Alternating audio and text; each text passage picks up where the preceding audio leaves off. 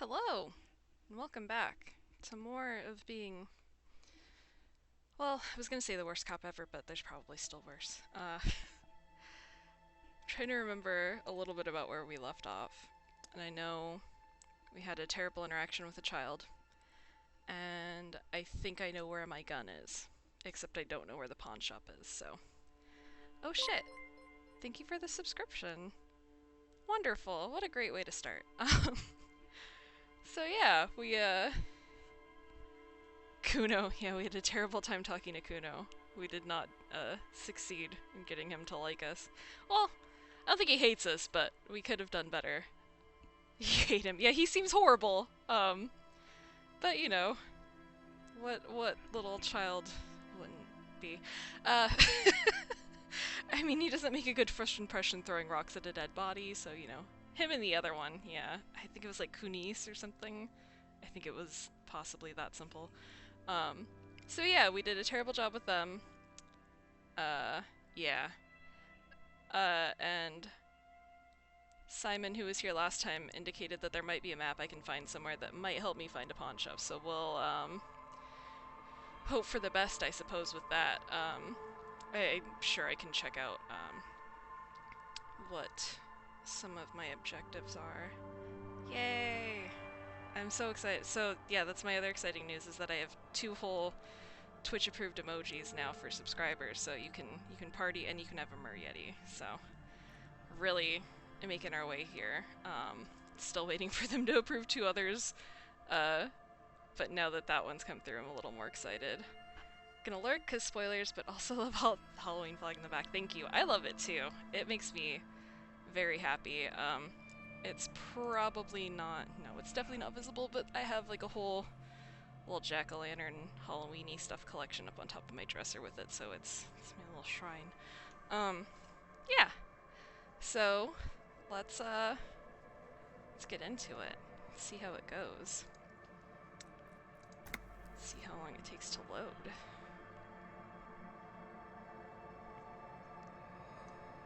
Adjust my windows and get comfy in my seat.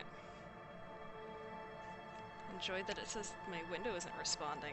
Fantastic.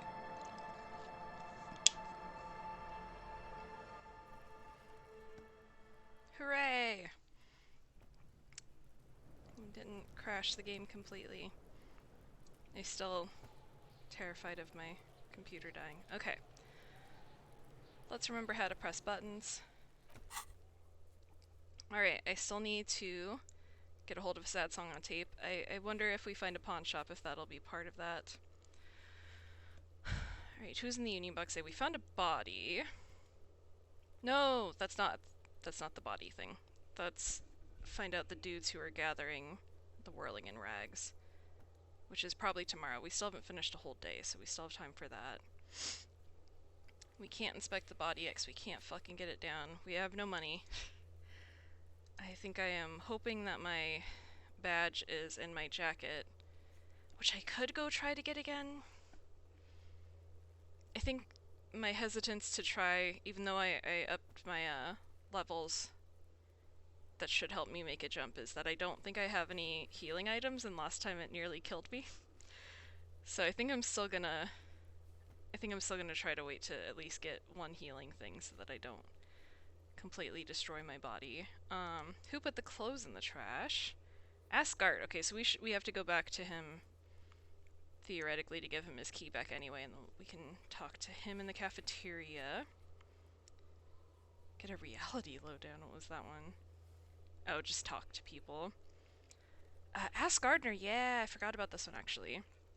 A young woman with a wheelbarrow at the center of the whirling in rags told you that she had to take a break from gardening. I didn't talk to her, did I? Maybe I did. Who can say? Told you she had to take a break from gardening because of the cadaver smell. But what if she was lying? After all, what kind of gardening is done in March? Which I still take issue with because she has a greenhouse. That's what you have a greenhouse for, is so that you can, like, do things even when the weather's not great. Things will live in there. Or unless I fundamentally misunderstand greenhouses, which is also incredibly possible.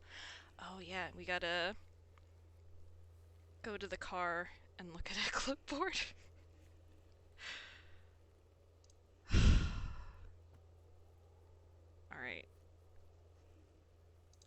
We have a whole wealth of things to attempt to do. So we'll probably run into the gardener first. So let's do that, and then we'll bother the guy in the cafeteria. Their slow ambling pace. What are we at? 2 p.m.? Oh, it looks like the sun came out a little in this place. Incredible. Oh, wait. Gardener. I can't tell if I've clicked on her successfully. Nope. The RCM in Martinez. The young woman What looks can I up. help you with? Yeah, we did not talk to this woman. I should have. You sound surprised. We don't see a lot of police around here, that's all. Alright, I have some questions for you. Of course. What can I help you with?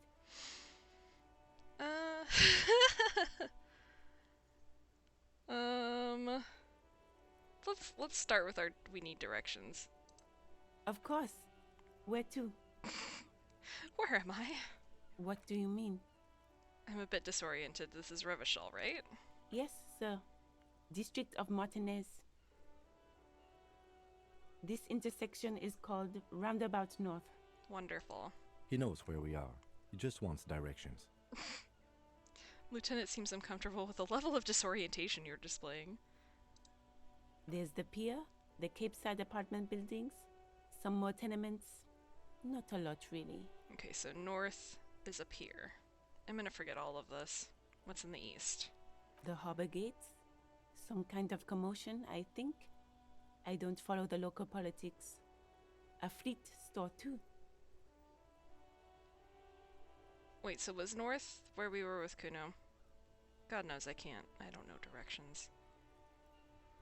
Possibly, because definitely that was where we were, looking at the strike. I was trying to think of the correct word. Alright, what's in the south? Some shops and a bridge. The canal bridge leads to the coast, but it's broken, I think. Some kind of accident, probably. So south might be a good bet for the pawn shop. What's on the other side of the canal? Just coast. There's a little fishing village there, and a fish market. But that got closed down ages ago. Okay, what's in the west? It's just water. No, actually, I think they call it the Martinez Inlet. There are some islands in the bay, but they're hard to reach. Okay, so we'll finish talking to her. We'll see if that gets us anything. We'll go into the cafeteria, ask Gart about the clothes. On our way south, we'll look at the car to see if we can look at my clipboard, and then we'll go south and hope that the pawn shop is there. Smooth plan. All worked out. No problem. She nods, brushing a fleck of soil off her cheek. Alright, tell me, what exactly have you been doing in your greenhouse in March? Well, this might be the last snow we get. At least I hope so. She points to her wheelbarrow, surprised at the question, which I think we saw earlier was just like filled with snow. Snow has nutrients in it. Helps everything green up in the spring. At least that's what my grandma always told me. She smiles shyly. See, I'm telling you! That's what you have a greenhouse for! Yes, think about the cute grandma, not the weird snow. The snow's not weird. Visual calculus squint. Yeah, what nutrients? Let's just ask a little. Nitrogen and sulfur mostly. And whatever factories and aerostatics exhale too, I guess. Disingenuous grandma. I can't be retried. I mean, we have a good chance. Fuck it. Squint your eyes and look at her intently. Stop looking at her. Look around. What do you see? I don't know. What do I see?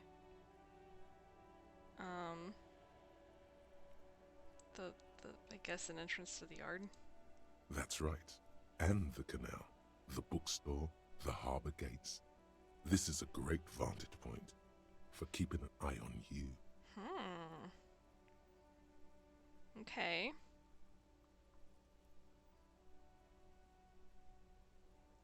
Fuck it. Are you by any chance keeping an eye on us? No, of course not. I don't understand what this is about. She looks towards the yard and her expression clears. The kid did this, right? The red-haired rat? Can't say a sentence without or kipped. He's always giving me trouble. Glad you didn't fail that check. Yeah, I feel like that might have been bad if we did.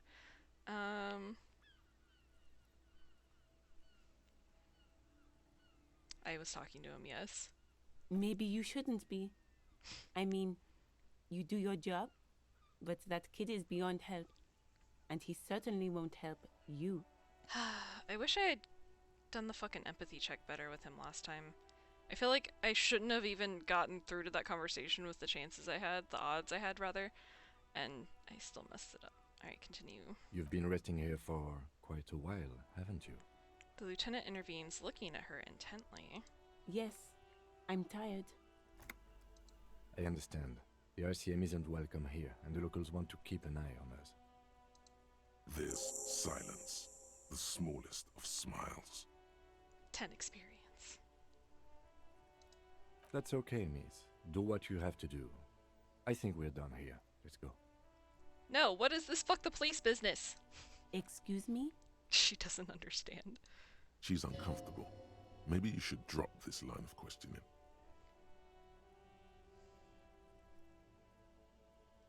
I mean, I kind of want to explain what I meant, but if it's gonna make it worse, never mind. She shifts in her seat awkwardly. I have to leave! Of course. I won't hold you back. She wipes her brow with a canary yellow glove. Her gloves. You get the feeling that you need them. You have a dead body to deal with after all. One more thing, can I borrow your gloves? Sure, keep them. I have another pair. Oops. She hands you the rubber gloves with no visible annoyance. Hey! Oh, sorry, I dropped something. It's always good when you don't visibly annoy someone. Love to not be visibly annoying to people. Alright, thank you. Sick, we got some gloves. We got some experience. We could just walk around wearing gloves. That would be fun. Let's learn about them. Thick latex gardening gloves in classic canary yellow. Maybe you should retire, take up gardening as a hobby. It's worth a thought. Interfacing bye-bye bugs. We should have gotten these before we were digging in the nasty trash, but alas. We'll leave them off for now. It won't be quite that weird. Did I get enough?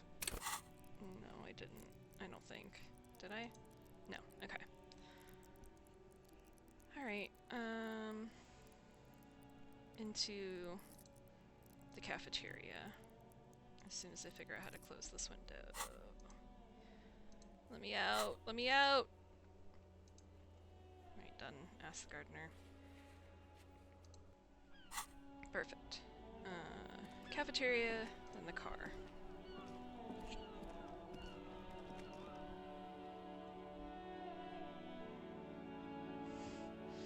Drugs raise learning caps, but they're bad for your health. I haven't even had the opportunity to turn down any drugs. Oh, a man. A man! We better bother him. It's all about money, you know. That sugary black rum stain on the counter makes you teary-eyed with joy. It's almost touching how syrupy and sticky it is. How long have you been up already? What? I've been up for way more than 2 hours. Not now. Oh, excuse me.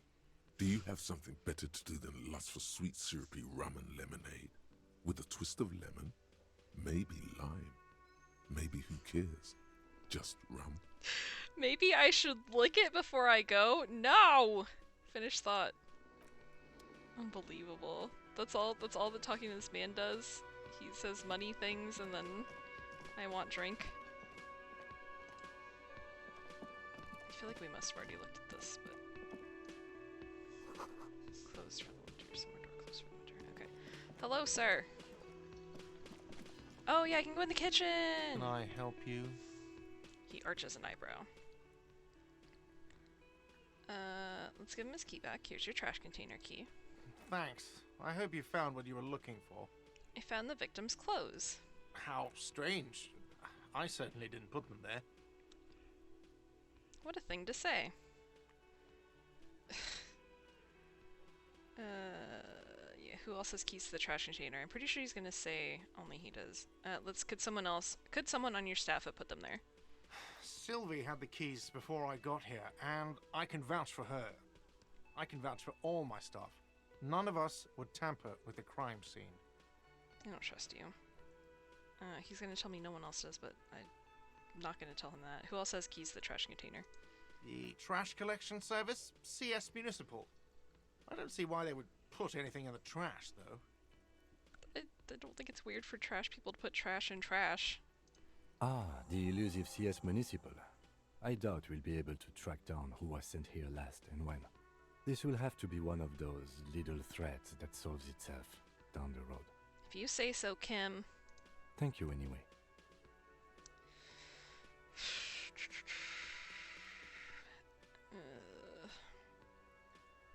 I'll just take Kim's advice. Thanks, let's talk about something else. Yes?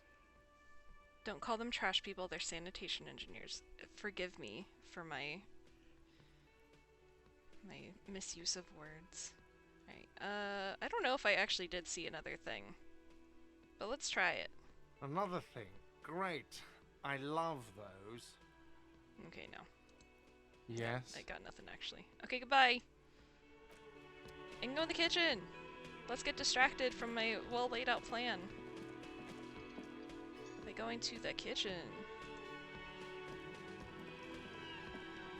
Dishes are drying, they smell of chemicals and pine trees. It doesn't sound like something I want to eat off of. What that? What's that? Money! Stealing money from the kitchen doesn't feel good though. An aroma of spices, alcohol, and tomato hangs in the air. Got a door and a person. Okay. A thin man is smoking below an exhaust hood, occasionally sipping from his mug. This must be the Whirling's cook. I mean, I guess at least he's smoking near the exhaust hood, but I don't particularly want you to be smoking in the kitchen.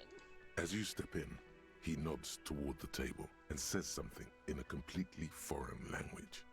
The only words you can make out are Garancy and Kubek.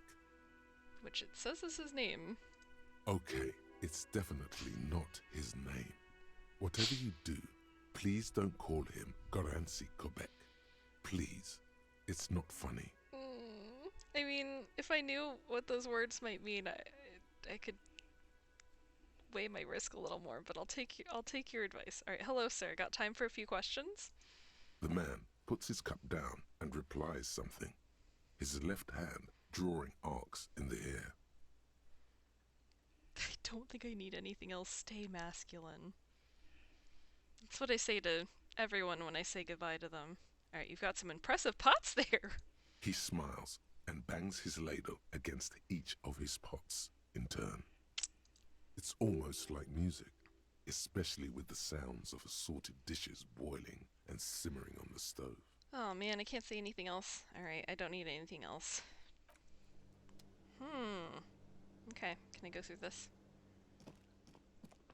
You see a heavy steel door with a prominent dimple lock. It's painted blue. You immediately feel drawn to the color. Blue is for mystery. Try to push on the door.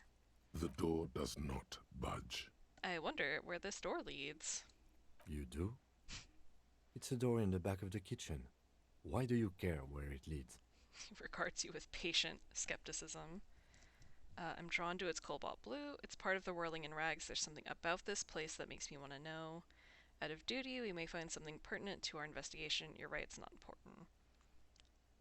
Let's do. It's part of the whirling rags. There's something about this place. Eccentric. But okay, I suppose we could look into it. As a side investigation. Thanks, Kim. He's not bothered by your eccentricity. He seems genuinely intrigued himself. The door in the main investigation will merge into a stereo investigation.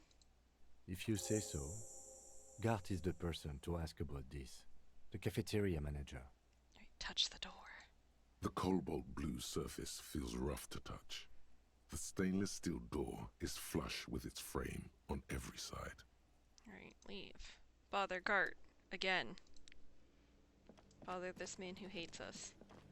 I mean, appropriately. We seem pretty awful, but... I am getting him back with his girlfriend, so... Can I help you? Or his almost girlfriend. Yeah, always bother Gart. Well, I don't actually have anything new. Will it be Another in here? thing. It will. Great. Good. I love those. There's a mysterious blue steel door in the back of the kitchen. Oh, yes, that door, sure. There's nothing mysterious about it. It's just a door. Okay, but if you don't say where the door goes, it remains mysterious. Do you know what's behind it? Do you have... No, I don't have a key. I don't know how to get there. And I don't care either. It's not like I've been wondering about it for 10 years. It's just a frit warehouse, probably. The fuck? You haven't tried to get into a... Oh my god. Or some boring storage space with a bunch of old junk and dust. He runs Junk his... and dust. He runs his finger across the counter to check for dirt. He's attempting to maintain an air of indifference. It's absolutely not convincing. I think you'd like to know what's back there. Fine, okay, a little. But my job doesn't leave me time for wondering about one locked door in one of the cafeterias I manage. So I haven't opened it. I have cleaned the whole place 100 times over, though, after the animals. And I haven't found a key, so good luck with that. Alright. Yes? I got nothing else. Goodbye. Now we gotta find a mysterious key. Explore the whirling secret passages.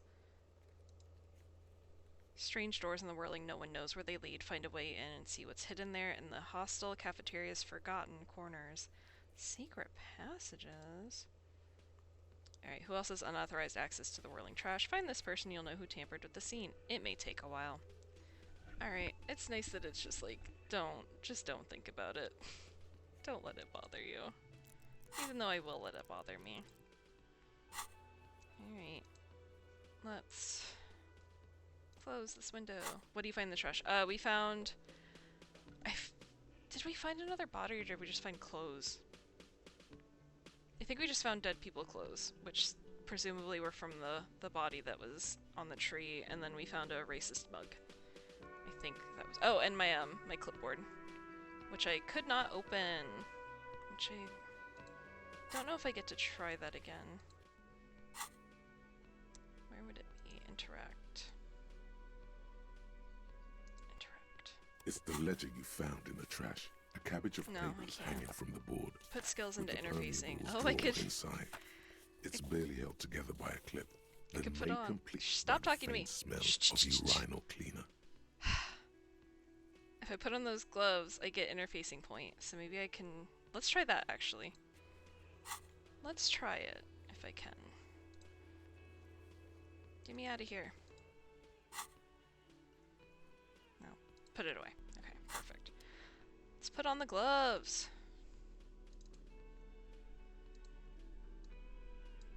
Gloves! Now let's open a clipboard again. Very bad at navigating my windows.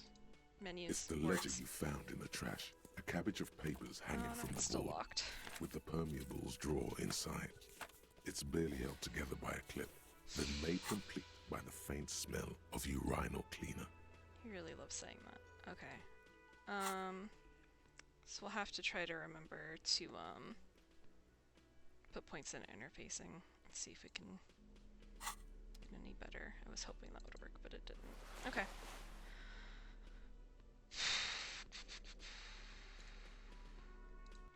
Okay. I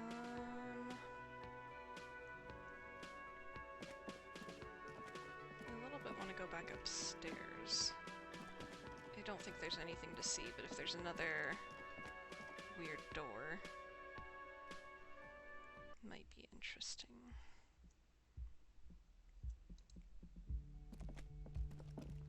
The door is closed. Knock again. Still no answer. Knock again much harder. Still nothing.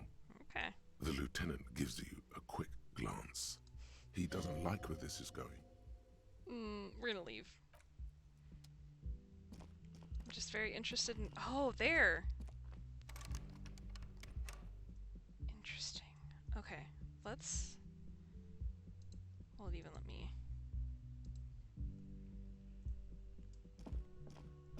It's a little annoying, it won't let me just go through there. I just want to click it and go.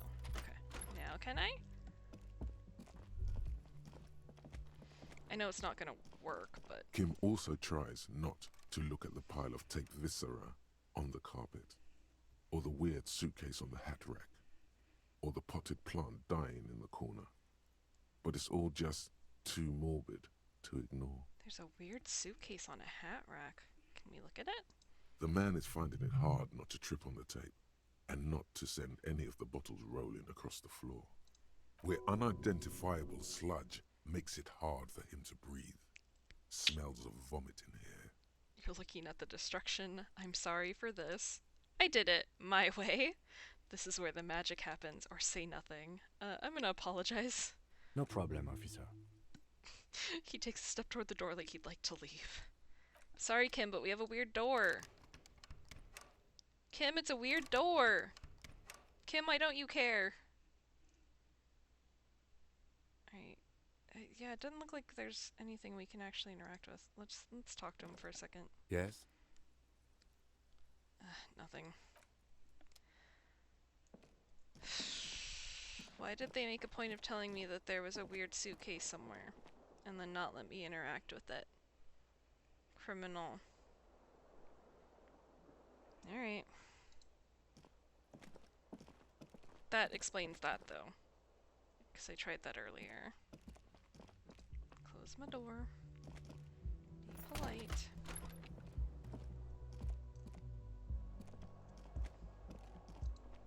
Go outside for the hell of it, but there's probably nothing there at this point.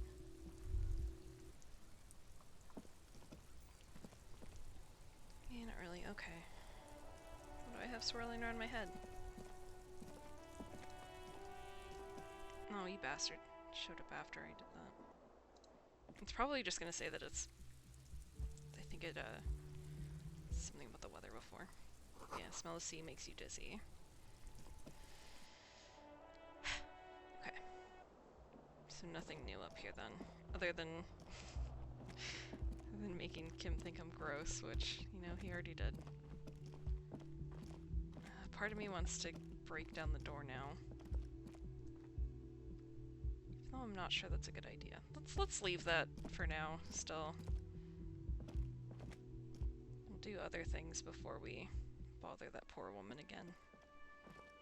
Assuming she's there to bother. She seemed nice, weirdly. Anything new with you, ma'am? Hello again, sweetie. Sweetie needs money. Do sweeties get money? I don't really want to ask her that, but I'm gonna anyway. Oh, sweetie, I heard your conversation with the manager about your financial troubles. When do you get your next paycheck? Oh, ma'am, I have no idea.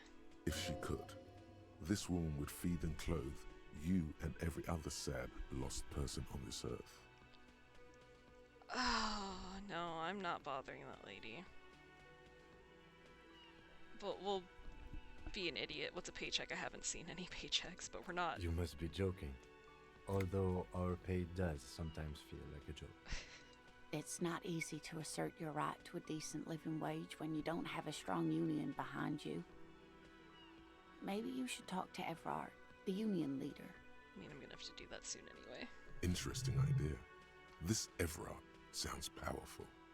Maybe you can wrangle some coins out of his pocket. I can't. Alright, let's leave her alone. Oh no, I'm so sorry I don't have money for you. If there's anything else I can do for you, just ask. I will. I mean, I don't think there is anything else you can do for me, but I'm not shaking her down. I don't think she would have much to give me, and I don't want to do that to the nice lady. Okay. Check the car.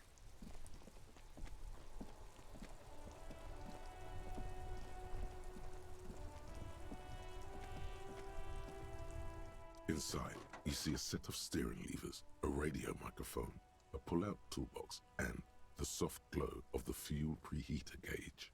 Kim, how do I turn on the headlights? Alright. Ready? I turn, you press start. It's next to the preheater.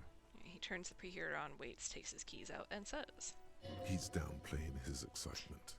The lieutenant is more than happy to show off his precious carriage. wonderful. Press engine start. The dashboard lights up with orange glow. The rounds per minute gauge jumps, and the engine of the Caprice Canema comes to life with a whiny growl. Press the button labeled headlights. The lights unfold with a little click, casting electrical light onto the ground before the vehicle. Continue. There you go. Hi, Gimbleg. I'll turn them off from the remote once you're done. We just need to stand in front of the machine now. Alright, close the door. Thank you. Do I literally just need to walk over here? Feels like I'm gonna have to. Okay. As you hold your ledger's clip under the headlamp, an iridescent hologram appears. A street grid and the veins of a great river. A familiar sensation washes over you. There she is. Revachol West. There's a note of pride in the lieutenant's voice. Around the borders of the watermark are dozens, no, hundreds of micro-perforations. Alright, look at the shimmering street grid. The rectangular watermark is overlaid with the logo of the RCM, and yet the major arteries of Revachol are all recognizable. They shimmer in the Canema's headlights. Okay, wait, look around you. A rat brazenly darts past you and disappears amongst the stopped lorries. In the distance, a child somewhere shrieks. A woman reprimands her in a voice no quieter than the child's cry. Ah, Martinez. He smells the air and says, "Where are we on this?" Let me see. He takes the ledger for a moment and inspects it. Right here. He says his finger near the top of the map on a segment of coast jutting out into the great ocean. Seems nice. No, it does not. Lieutenant says without optimism. Right, look at the perforations. There are many of them, and they are divided into 3 separate rows. Tally up the different rows. The first row has 18 dots. Not bad. Not bad for what? You don't even know what it means yet. Alright, what about the next one? The next is the longest. It runs all the way around the border, and then some. Count them individually. There are so many, it's hard to count. More than 150, at least. Maybe even 200. Alright, what about the last row? The last row has 3 perforations. 3, that's it. That's it. Hey Kim, what do all these holes mean? A point to the dots on the watermark. Those are perforations. They represent your record as an officer of the RCM. They are your statistics, as it were. I should have guessed you'd keep a record. Officers often do. Let's take a look. Alpha male officers who are proud of their numbers often do. It's meant. Oh my god. The first row represents your years of service. 18 years. Okay, not bad at all. What did you do before you volunteered? You know I don't know, buddy. Alright, 18 years, got drunk like a megastar. I walked the land telling whores and the liars at the end to come. There are 9,855 days remaining. Probably some boring office jobs, same as everybody else. Feel like I just went around apologizing all the time. Do you really think I have any idea? I think I'm gonna go with the first one. That's what it says. I might have guessed even longer based on your age. What did you do all those blissful years of your youth? You know I don't know.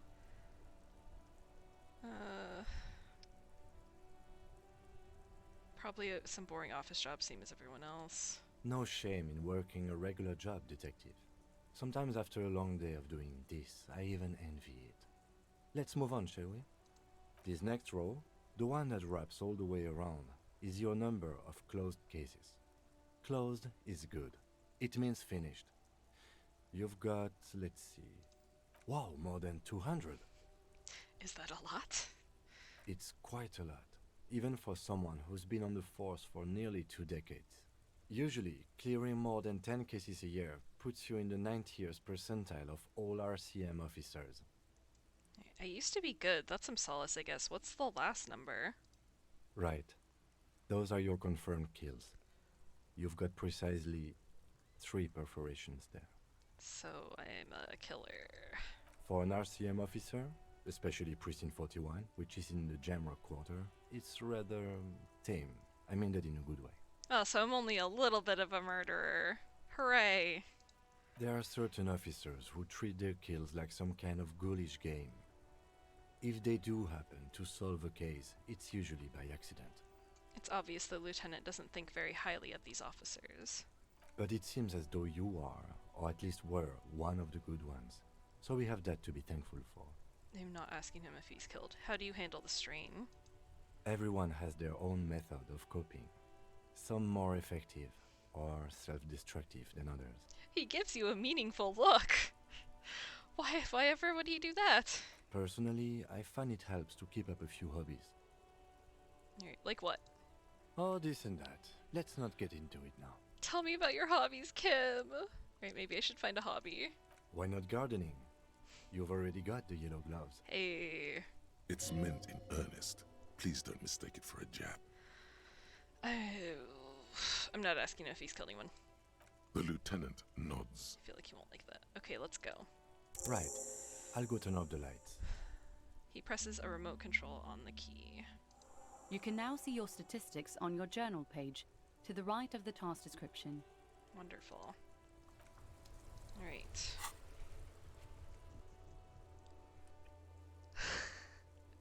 Oh my god. Okay, 0 for Superstar Cop, 0 for Apocalypse Cop, 3 for Sorry Cop, 1 for Boring Cop. I am not communist, fascist, or ultra-liberal yet. I'm only 1 point into moralist. Good cop, bad cop. I'm not totally sure what that means, but we have 5 of it. No honor. Killed 3 people. Solved 216 cases and 18 years of service. Okay. I mean, you could bump some of these numbers up a little bit. Oh god. Okay. So done is reading the watermarks. Did I level up?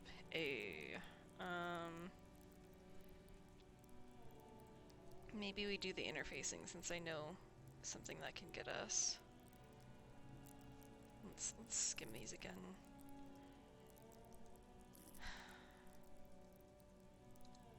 Endurance, pain threshold, which hasn't really been a problem yet. Physicality would probably be good. And realistically doing this another point would probably be good. So we could jump, but... no, we're not doing drugs. We're gonna try not to do drugs. Tune into the city.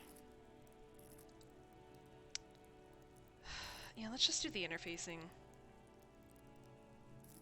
Alright, sick. And then see if that'll let us try this again or not. No, wait, what's here? Yeah, we can try it again. That's what I wanted to do. How could you tell? We are still gonna put the gloves on. Just to try. It's the ledger you found in the trash. A cabbage of papers hanging from the board. With Alright, the even. permeables drawer inside. It's just relax. The 2 sides of the board are slightly misaligned, like a drawer that's come off the slides. All you need to do is bend the plastic on your knee, slowly. The slides snap back into place. It should be possible to just, you know, Slide it open! without resistance or sound. The 2 panels move against each other. The compartment is now open. What's inside? 2 ticket stubs and a handmade postcard. Alright, my options are pick up the ticket stubs, pick up the card, fucking kill yourself, you asshole, or close the permeables compartment. I'm more interested in the card. Thin wax paper has been glued to a piece of cardboard. Sounds like leaves rustling when you pick it up.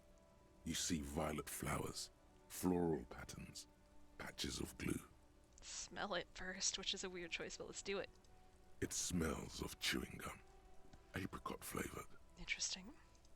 A touch of cinnamon, the end of summer. You think the label says tutti frutti. Open it. Familiar handwriting lines the inside of the card. Looped, round letters in a woman's hand. Why is all the writing gendered? A young woman in her 20s. There is care, effort, and a smile, you think. Although that is not something you can read from someone's handwriting. Yeah, it is. Harry, it begins. You're already reading. I wanted to write you a letter so you can read it when you wake up. Maybe it will make you happy. Throw it away, please. Keep reading. Your hand shakes holding the card. Every morning when I step out and you're asleep behind me, it says, I find a little piece of sadness in me. I carry it in my chest, down Voyager Road. Every step I take, it grows. By the time I reach the fuel station, it has filled me entirely. I step onto the light rail and look back. Sparks fall from the bow collector. I know it will be like this until late afternoon, when I get off the 42 and walk back to you. Keep reading. You. Every step I take will get lighter. It almost makes me run. Sometimes I do. I can't believe I met you. I can't believe the happiness I feel with you. You have a vast, vast soul, and I will always, always, always come back to it. She didn't, did she? Kisses, kisses, kisses. You feel the air sucked out of your lungs and the blood sucked out of your head. Everything around you gets dark. Small white dots appear. You ever get so sad you just black out on the street? You feel the ledger slip from your hand. I lost it! What the fuck? No. Hold on. Hold on. To what? There's nothing. Detective, is everything alright? Fall sideways, I guess. How am I gonna... He's not gonna pick my thing back up for me?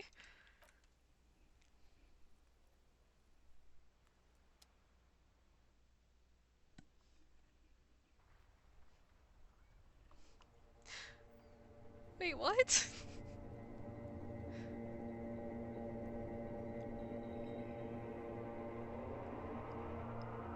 Did I die? Did I ruin my game? What? Wow. Wow. You ever get so sad you die and break your game? There is nothing. What? Again. Nothing? Nothing sad, brother. No treachery, just blackout. Just lie there passed out. Well, almost nothing. There is the ground below you, that's still there. And the small light that's on, fluttering, somewhere in the basal ganglia. Who's that? That's me. Blue eyes, that's me. And who was that? Who was what? Continue. He speaks of the sickening longing, the unwell emotion. Even in the darkness, he's grasping for it. Still trying to hold on to the great sorrows slipping in the water. Slimy. No, I was cool. I'm cool. The cool when you're dead, brother. Oops. Here in the paleo-mammalian cortex, we call it the shadow. Because it's always there. Thought gained white morning. What the fuck? Where is Voyager Road? There is no Voyager Road. There are no roads, no houses, no lights in the windows. It's all on pause. Hey, was that the X something? The... Bloated corpse of the past resurfacing. No, it was beautiful. Beautiful. Believe stupid ape. Its lack of beauty was not the problem. Alright, enough. Just lie there motionless. You think they would let you? Until you disintegrate into biomolecules. No. Someone is breathing on your face now, inspecting your pupils, stupid idiot. Kim's breathing on my face? Alright, what is that? It's cold. Yes, they're pouring something on you. It's in you. And It's delicious. Oh no. Did he give me booze? Glowing lights on a dashboard emerge out of nothingness. Okay, I didn't die. I just, almost died. Where am I? In the upholstered cabin of Lieutenant Kitsuragi's motor carriage, seated in the driver's basket, the air is thick with leatherworks and heavy fuel oil. Cold water runs down your chin. Okay, good. I just thought the water was delicious. Thank you, Kim. Drink. Water. The lieutenant is extending a small canister to your mouth. Okay, I will. I will drink, Kim. Thank you. The water is cold, silvery, the stuff of life itself, as it pours down your parched throat. The pounding in your head recedes. The darkness parts. See, hydration is important, everyone. Drink. That's what I'm always saying. You haven't drunk water in 2 days. Did you know the human body is not made to survive on alcohol alone? You need a secondary form of hydration. Yeah. Yeah, Kim. Tell him. With greedy gulps, you down half a liter of cold water. Some of it spills on the driver's seat. The lieutenant pays no heed to it. I'm so glad I found something that supports my good hydration ways. What happened?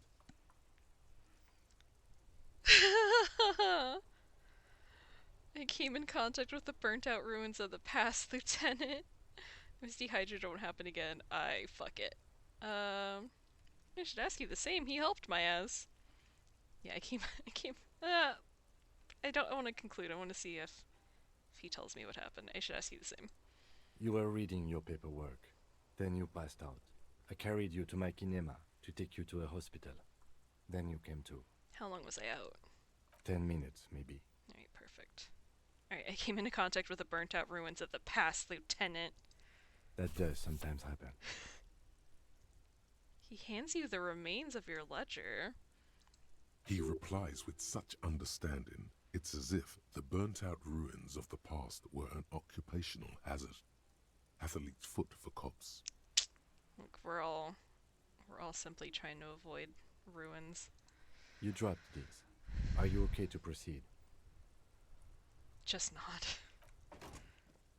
Good. I got experience for passing out and almost dying and drinking some water. I love it. The Ledger of Failure and Hatred is a special item that can be used both as an interactable and a tool equipped in your held slot for skill bonuses. Find it under the Tools tab in your inventory. Interesting. I can just hold my clipboard? When is that helpful? When is it helpful just to hold it? Inland Empire, empathy and authority. It would... No, it takes away my authority. That's terrible. It should give me authority. I should look way cool when I'm using my fucking clipboard. Alright. It makes me weirder and more empathetic. Oh, does that mean I can't read it anymore? Okay, no, I probably can. Alright, this is the same ledger you found in the trash, only worse somehow. It makes you think about the letter, about the woman's handwriting, about not wanting to get out of bed in the morning. It's the ledger you found in the trash. A cabbage of papers hanging from the board, with the permeables drawer inside. I don't want to open it again. It's barely held together by a clip, then made complete by the faint smell of urine. Without resistance or sound, the two panels move against each other. The compartment is now open. Inside, you see 2 ticket stubs and a handmade postcard. Do you think I'll pass out again if I look at the ticket stubs? Do you think I'll die if I look at the ticket stubs? I'm doing it, fuck it. Who? Hang on, can I save, actually? Could I? It's slightly. I think I can. I think I can, do a manual save. Save game.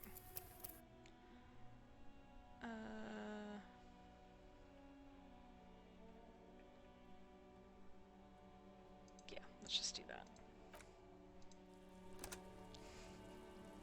Let's save and then see if I fucking die again. It will probably just live with the consequences, but I am also worried. Oh hey, maybe I thought about my stuff. I need to check that in a second actually. Let me do this first, just to just see It's how the bad ledger things you can get. found in the trash. A cabbage of paper. Without resistance, 2 octopuses are smiling, reaching their tentacles toward each other in the colored pencil drawings. The tickets permit access to the zoo in Revachol East. The aquarium costs extra. These let you go there, too. The aquarium! The zoo and an aquarium? That's everything I'd like to do. Also, did anyone else ever watch Crazy Ex-Girlfriend, and do you know the zoo/aquarium song? Because that's all I can think about now. Alright, sure. Fucking kill yourself, you asshole. The words just crossed your mind somehow. Who were they for? Who do you think? Alright, close it. It's slightly, ever so slightly, difficult to breathe once you've done so. The drawer is locked. Blue ink drips from the white pages in your hand. Okay. I'm gonna put it away. At some point we'll read case files, but I feel like that will take time, and I feel like currently we have better things to do. Yeah, first date maybe? Or a date he never got to go on because she left his ass. Because he has 2 of them.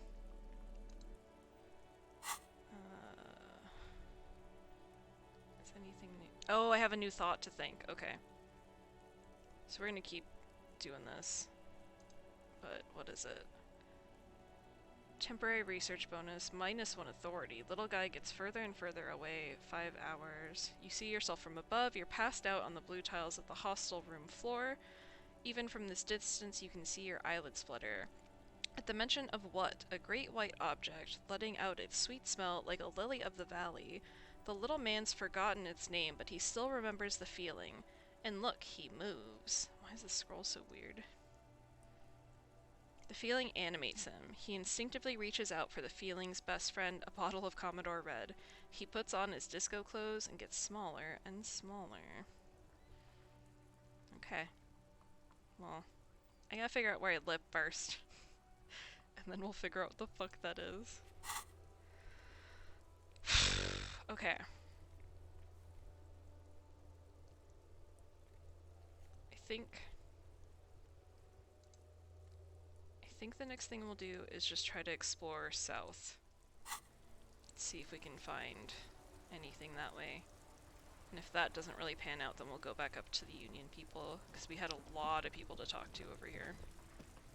But if I can find a pawn shop, that would be great. That's just the bench. Ancient fountain. It doesn't pump water anymore. There's a tree in it. Wonderful. Stuff. And a guy. There are clothes inside. Cheap second-hand clothes, smelling of strangers' body odors. Don't be shy. These are premium class clothes.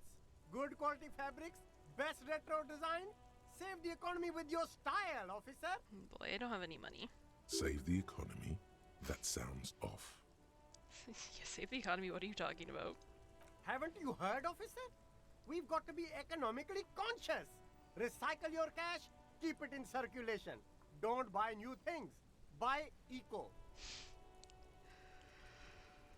It doesn't make any sense. Why exactly does the economy need saving? Look around, officer. You see all these premium goods just sitting there, not getting bought? We've got to keep the flow of goods moving. Oh my god. Is this really the economy we want to leave to our children?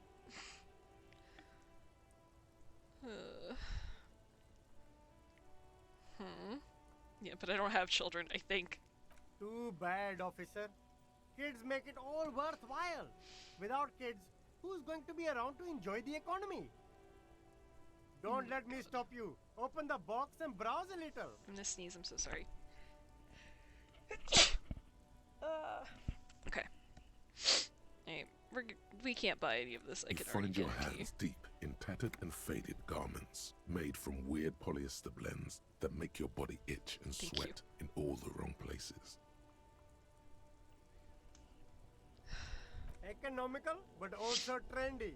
Look first hand, buy second hand. Keep the economy moving. I don't think I can afford anything. Ugh. Sure, who gives a shit? Let's try it. No good. All you can come up with are some treated wool pants. You can tell they're too tight around your thighs and too loose around the waist. Touch them. They itch like hell. Like an itch pit in hell. Wonderful. All natural materials, see? Real wool, 100% skin friendly, and they're yours for only 2 real. No. I don't want your nasty pants. It was affordable though. You see a Samaran street vendor surrounded by a motley assemblage of goods. When he realizes you're looking at him, his face breaks into a wide, welcoming grin. Skin friendly, itching like hell. Just what I always wanted. The name Sile is embroidered over his breast pocket. Happy shopping, officer. Everything's cool here. What's so cool? Everything's cool. The goods are cool, the customers are cool, the place is cool. And one more thing, officer. Am I cool? You're very cool. Bang, bang, bang, bang! He makes both hands into finger pistols. Oh my god. Whether I'm cool is unimportant. I have police questions for you. You're right, officer. 100%.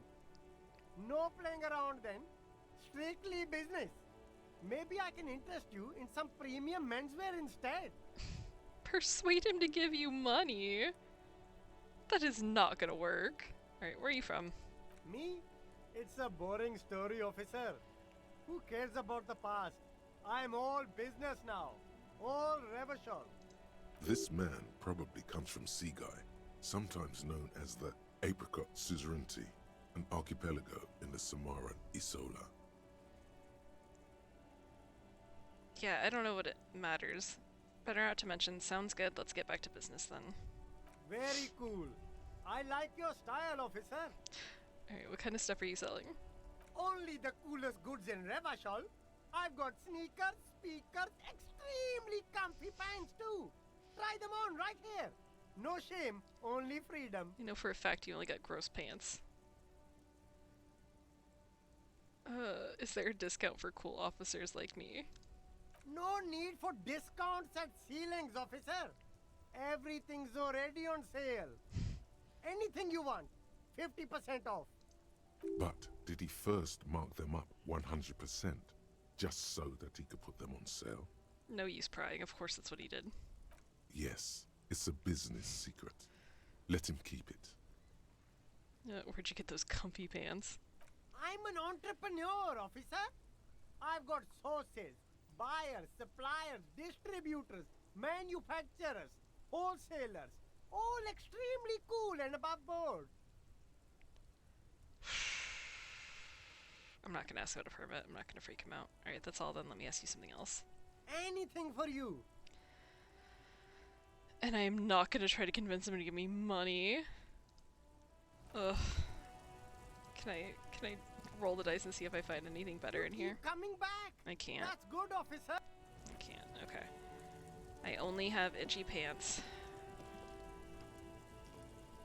There's a pile of cheap sunglasses in a small box, a variety of shapes and colors. You like sunglasses, officer? I've got the latest styles right here. The vendor takes a pair of sunglasses and sticks them under your nose. Rummage through the box. These are all boring. Boring third-rate ho-hum sunglasses made of cheap Syrahese plastic, the kind of plastic that melts in the sun. Those UV stickers are almost certainly just there for the show. If anything, these lenses probably direct more UV light into your pupils. A UV magnifier. Gonna roast my eyes. These are all first-rate sunglasses. Premium design, super material, very cool, UV resistant. These will definitely keep your eyes safe and cool while doing your dangerous police work. God. Alright, try again. No luck. All you find is this lime-colored cellophane visor, produced by a bargain sportswear brand called Amphibian, apparently. There's a malformed green frog on its bent cap. I don't know, it's a frog visor, guys. Oh, that visor is perfect for you, officer. It'll definitely keep the sun out of your eyes while you're shooting criminals. Bang, bang! And all for a mere 6 real. That's more than the pants cost. Turn to Lieutenant Kim. Are firefights something we should be prepared for? I hope not. He's just looking up from his browsing. You don't like it? Sure, Square Joe. No problem. Let's get you some real shades.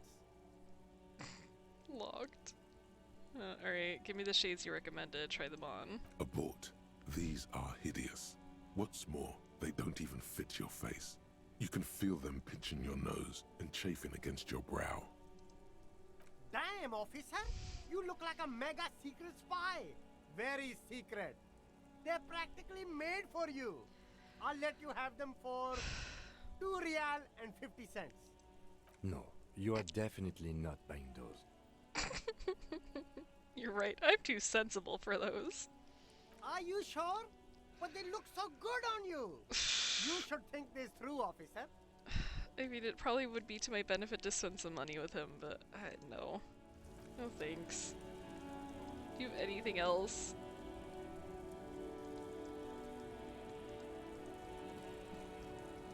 You see 2 lowly, defeated speakers, thralls, slaves basically, perched atop them like conquerors surveying the land.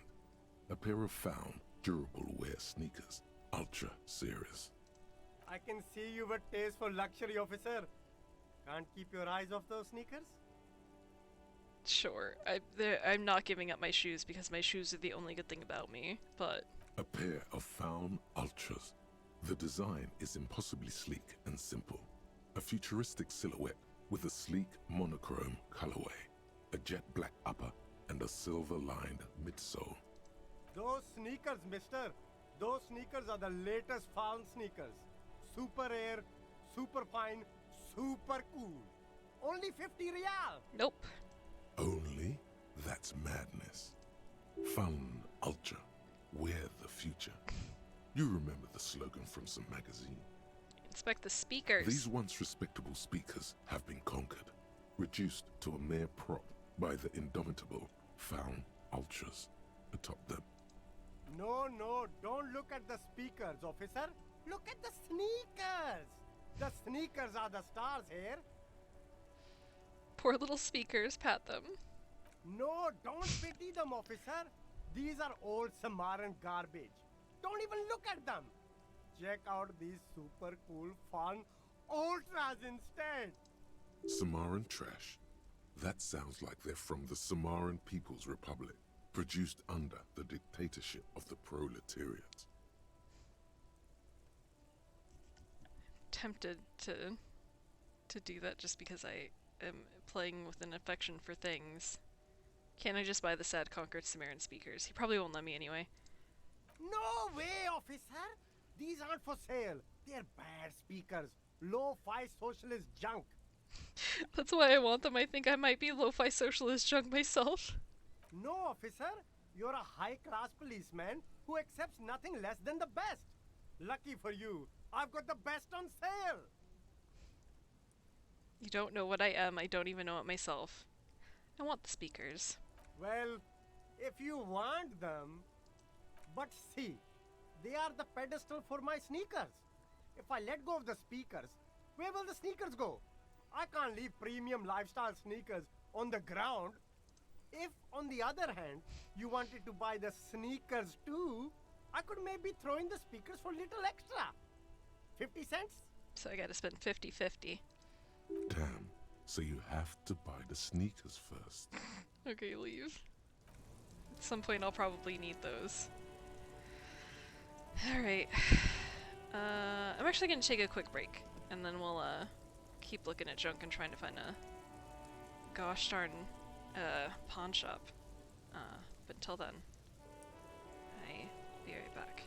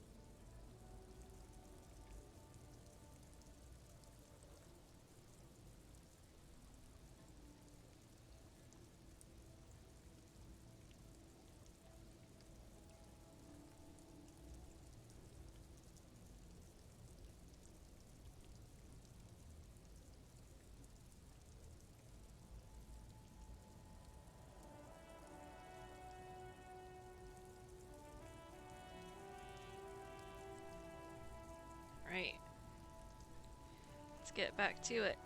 What is this? A helpline to the company that controls the drawbridge. That was the sunglasses box. Let's do our sick little zoom out here. Right, nothing else around him, but two things over here. More trash. Oh, I wonder if we should get the crowbar. Because we won't be able to open this one. Oh! Fingerless gloves. Hell yeah. Said electrochemistry. Gasoline stained fingerless gloves in navy blue. They've been worn threadbare, but being made of wool still provide some warmth and comfort. Cigarette stained fingertips. Tempting to put those on. I mean,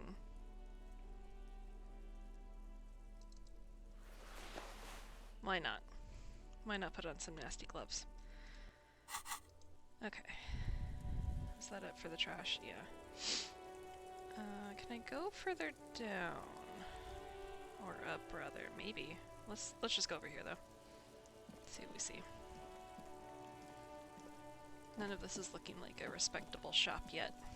Oh, there's a man. Water lock out of order until Wednesday, 7:15 a.m. And this man wants a berry. Interesting. Hey, Roy's Pawn Shop. Fast cash for faster times. What is that? Oh, see, now we can go do another jump because we found a health item. Wonderful. Is there anything else? No. Let's go to the pawn shop.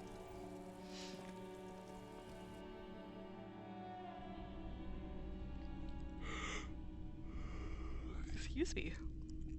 Alright, much to see. Some kind of machine, an antique cash register.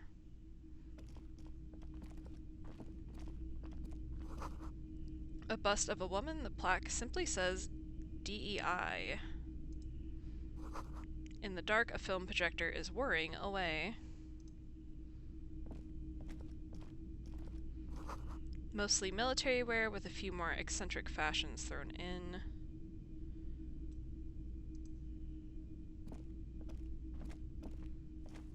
You see rows of toy soldiers guarding the rest of the trinkets displayed on the table. Some on horseback, others in rags, others yet in bright blue uniforms. All are stern and unyielding in their duty. Try to find something pretty and cool here, then use it to win her back. Win her back? Yes. Buy something nice. A figurine. I don't have any money. This sounds off. You shouldn't trust this guy. Right, inspect the knights on horseback. Big men on big horses, clad in lamella armor and carrying flintlocks, the kind that would mow down a line of enemy soldiers in the blink of an eye. Point at the knights on horseback. Who are they? Franco-Nigerian knights. I used to be very serious about these guys. Kim was serious about figures or the guys? He looks at the dusty figurines in the dim light. A long, long time ago. Inspect the blue uniforms. They're not all blue. These figurines also wear gold coats and caps, complemented by orange trousers. They are variously posed, wielding swords and rifles with bayonets. Are these royalist soldiers? Which ones? Ah, those. Yes, they are. I find the paint job a bit gaudy, but children like the bright colours indiscriminately. Inspect the figures in rags. This set of soldiers isn't meant to look impressive. A few have rifles, but most of them carry pistols. Some even shovels and tall sticks. Are these even soldiers? You're probably talking about the revolutionaries, yes? Yes, they are soldiers, revolutionary soldiers. I think their poverty has been exaggerated for effect. When you place them next to the royalists, it doesn't seem like they could possibly win. Oh boy. Alright, it's meant to give people hope, even we can do it. The contrast is meant to be disheartening as it ought to be. It's impossible to win against the cohorts of capital. Ask my friend Gart, whose bitch it made me. And I wish it was more nuanced. As it stands, I cannot comment.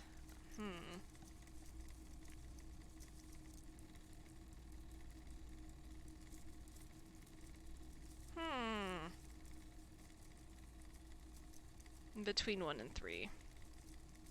Let's be lightly hopeful. Maybe. Okay, great.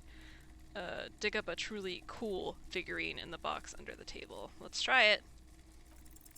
Everything you pick out seems faded, chipped, and sad somehow. Most of them are just broken toys. Alright, step away. Did I already look at whatever that is? A typical Martinez streetlight sits among assorted floor and table lamps. Let your gaze run over the streetlight. The light pole has been carefully cut, and the wiring has been redone and attached to a standard indoor plug. The light buzzes faintly, but persistently. This would make quite a statement in your living room. Where did you get this? It was brought to me to be altered. We are not here to investigate the theft of city property. He leans in so the pawnbroker doesn't hear him. You have to admit it's rather clever what he's done with it. It is. Alright, is it a streetlight? We already know Yes, this. officer. As you see, it's in perfect working order. How much for it? 700 real. A bargain, I dare say. Are you out of your mind? There's one like that on every corner.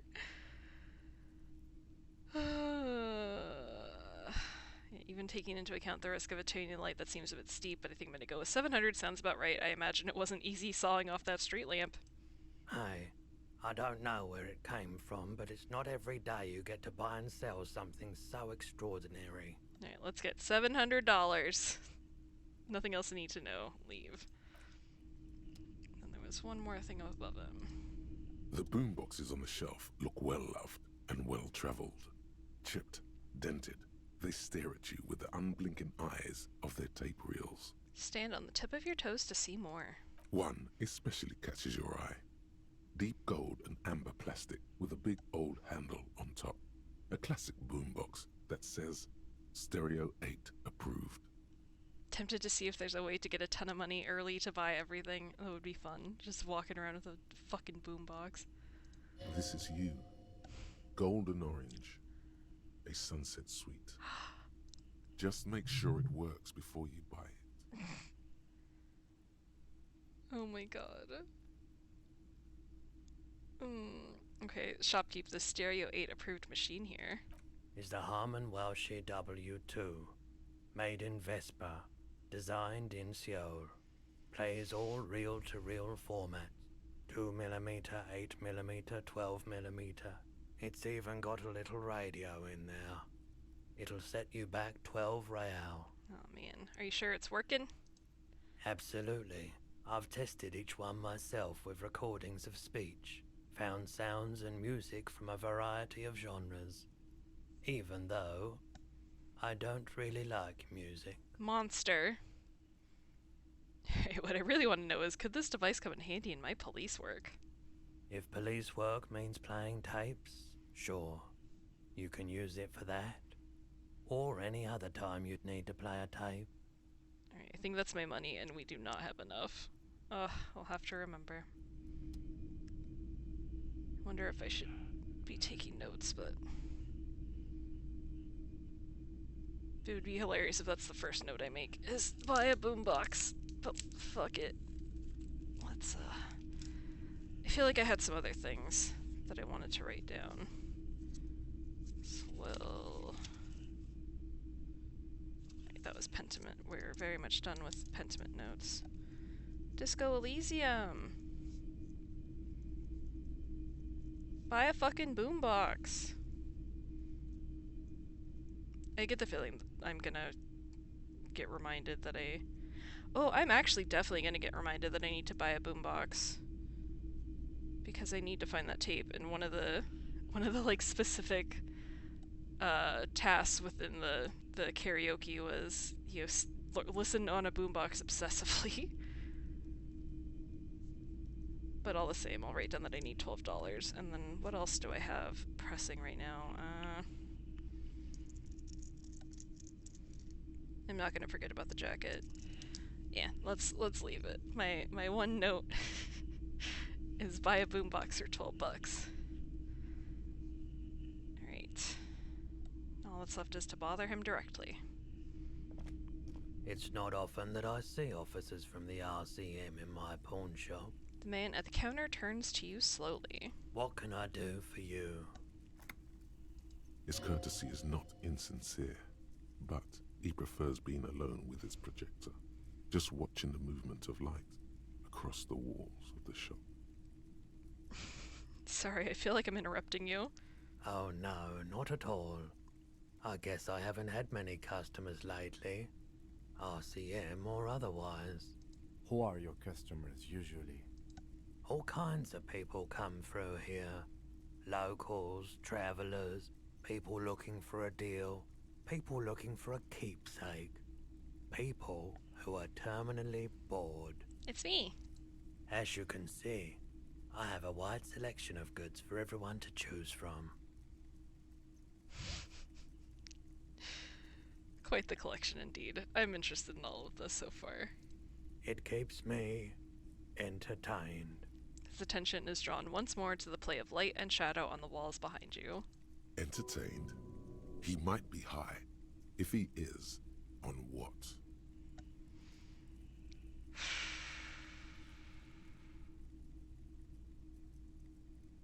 Sure. Let's see if we can figure out what he's high on.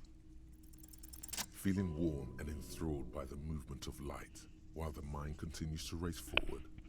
Lucky bastard. He's probably on Prolidon. It's tough to come by on the street. Alright, what is that? A drug developed by the military to treat and prevent radiation sickness. It has psychedelic side effects, and it makes your eyes turn yellow.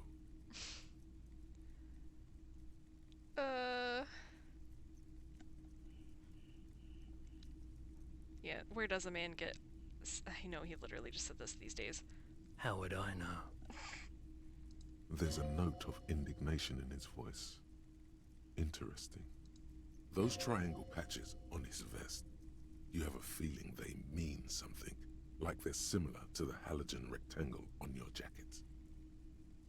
Chill out, man. I'm a chill cop who just wants some of what you're having. Oink! No judgment, just curious. I probably did lots before I lost my memory. I've had to take it. You know, since the People's Pile cleanup. I was with the Emergency Relief Brigade. I'm sorry, sir. He's taken it for mental and emotional, not physical pain these days. Yeah, it must have been tough radioactive cleanup. There's a reason why everyone's tried to forget any of it ever happened, and why no one has tried to repair or replace the pile. So much disappointment, and early deaths. Cancer mostly. And we knew all that was coming even as we were cleaning up as best we could. Whose fault was it that the generator failed? No one's. Everyone's. He sighs and shakes his head. So much bitterness.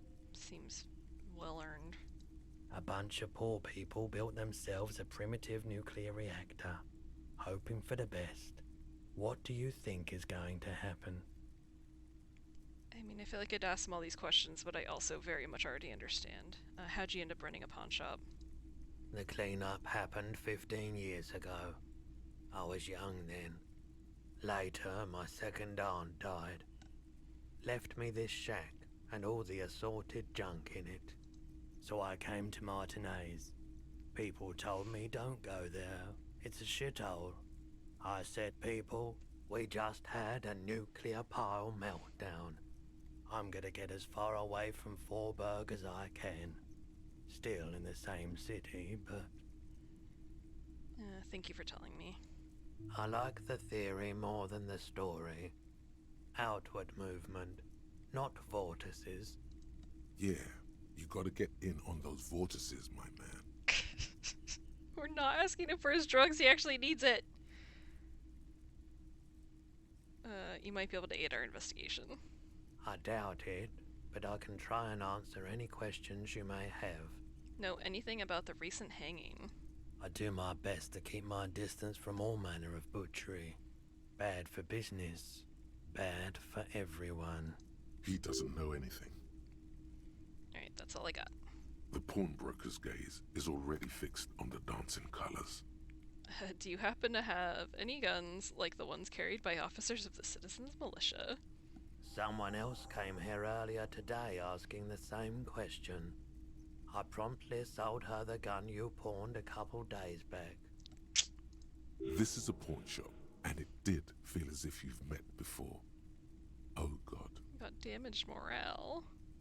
The lieutenant shifts from one foot to another. Alert.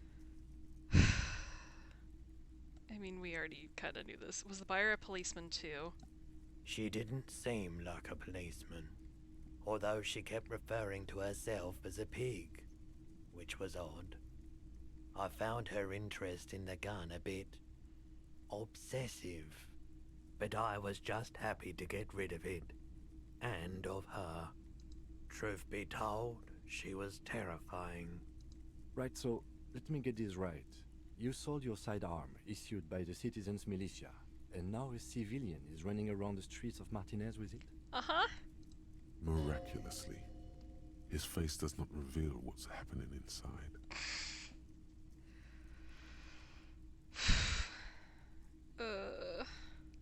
There's only one explanation. She must be one of my rabid fans. Maybe she's a vigilante. Vigilante wants to prove she can do our jobs better than we can. I don't like it either. What if she intends to commit a crime and blame it on the Citizens Militia? I'm sorry I sold my gun. Yeah, let's do this one. You're right that she could cast aspersions on the Force. We have to find her. He looks around, worried. Any idea where I can find this buyer? My apologies, officer, but I have no idea where she was coming from or where she went. A needle in a haystack. There is nothing you can do about it now. You'll just have to hope you luck upon her somehow. Ugh. Alright, at least now I know how I lost my sidearm. Let's talk about something else. Of course.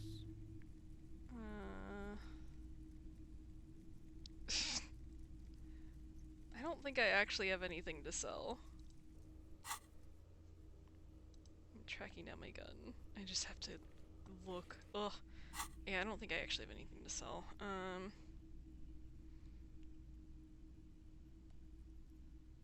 I have other business to take care of.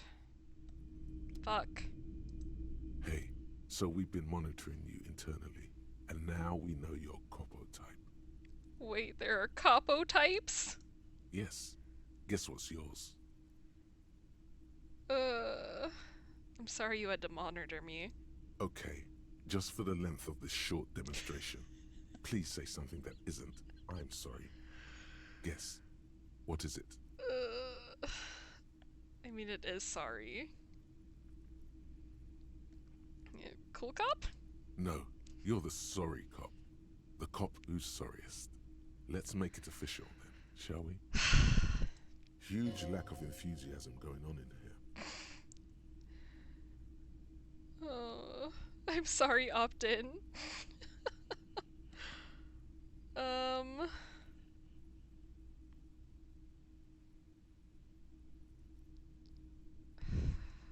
Won't the other capo types be jealous?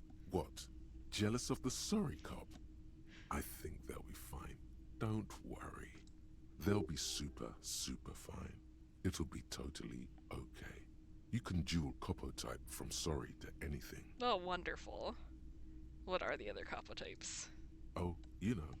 Apocalypse, Superstellar, the advanced interesting cop, liquid shadow cop. But you're too sorry to say those things. So, here we go? Fucking they should be sorry. Yes, yes. Impotent rage and lamentation. Let's wrap it up. I'm not actually sorry, I changed my mind. No, you don't. Come on. You'll be back to saying sorry in 2 minutes.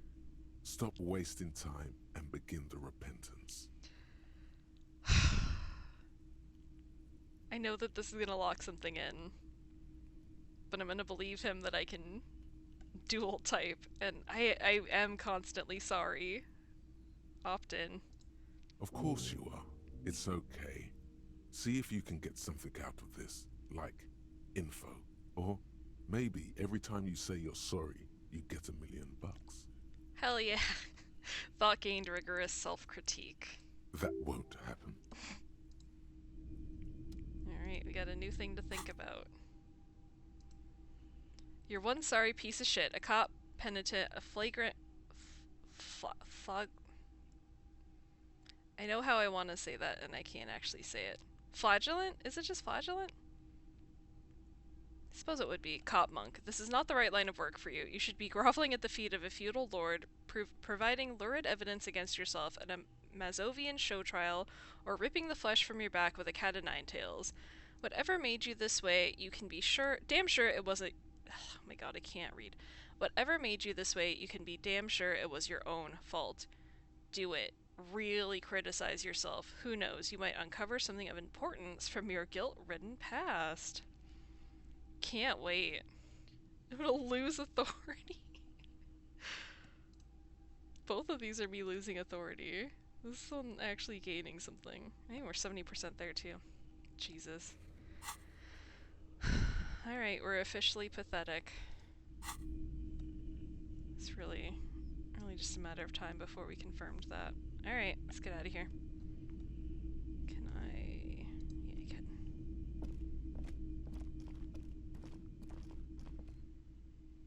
Alright, so we have to find an angry lady who's calling herself a pig. I don't think it's the child, but there's also a chance it is. What is this? A couple of indicator lights are missing from this control panel. Loose wires dangle from the now vacant holes. In the middle is a lever. Beneath it, a small metal plaque. This panel usually closes the waterlock, turning it into a bridge that lets you cross the canal. But there's a crashed salmon and butter sign in the way. Pulling the lever probably won't do anything. Alright, leave. Let's talk to this guy. G'day to you, officers.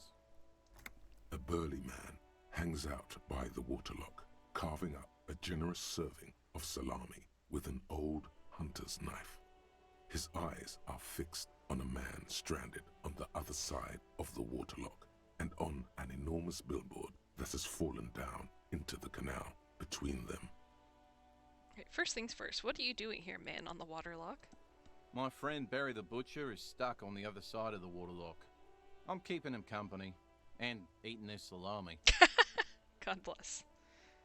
From the corner of your eye, you see a man in a yellow shirt and grey overalls waving at you from across the canal. He seems disappointed about the wreckage on the waterlock and the salami. As he should be. Very good stuff. Anything I can do for you, officer? The man on the waterlock picks the skin off a slice of salami and takes a sizable bite. Do you know what caused this wreckage? I wasn't here to witness it, but those look like tire tracks on that sign. Weird, huh? Then again, plenty of daredevil drivers in Revachol. The words "Daredevil Driver" sound ominous to you. As they should. Too bad it also takes a year and a day to repair anything around here, especially a waterlock. The rest of the coast is closed off till then.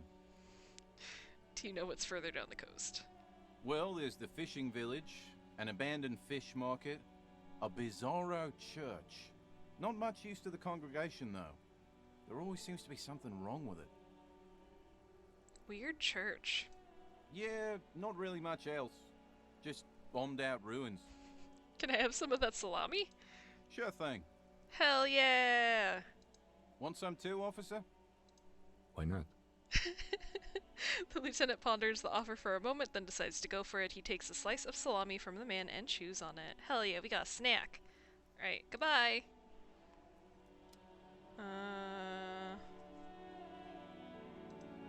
A rusting control. Let's This fuck with it panel just so we can. usually you pull the lever all the way up until the metal clicks against the contact pins. You hear a soft clunk. Then, nothing happens. Push it harder. Let's leave it alone. The spring brings the lever back to its original position. You still need to close the water lock to get across the canal. Some other way. Close the water lock on Wednesday? What's today? To get to the coast, you need to use the panel to close the water lock. It's been blocked pending repairs, which should be done by Wednesday morning. We'll open up a new area. Okay. So we can probably check back in on that. I think that means it's all lock stuff. What was pile of clothes?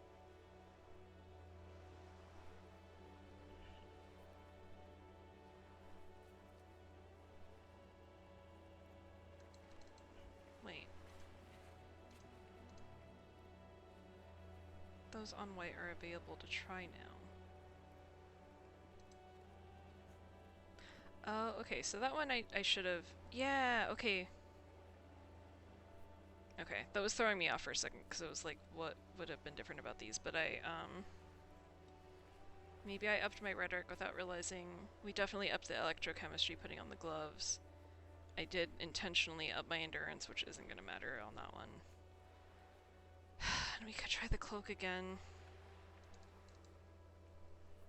I do have health, actually. I do have health, so that isn't such a terrible idea.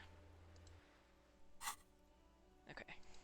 Wasn't there a sign over there saying functionality will be restored on Wednesday morning? Alright, leave. Okay.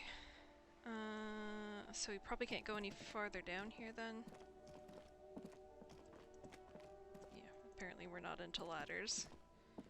Not that it would bring us anywhere, really.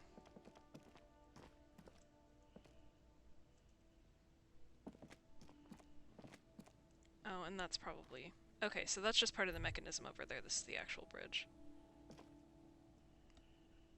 Auto-saving. Thank you, game.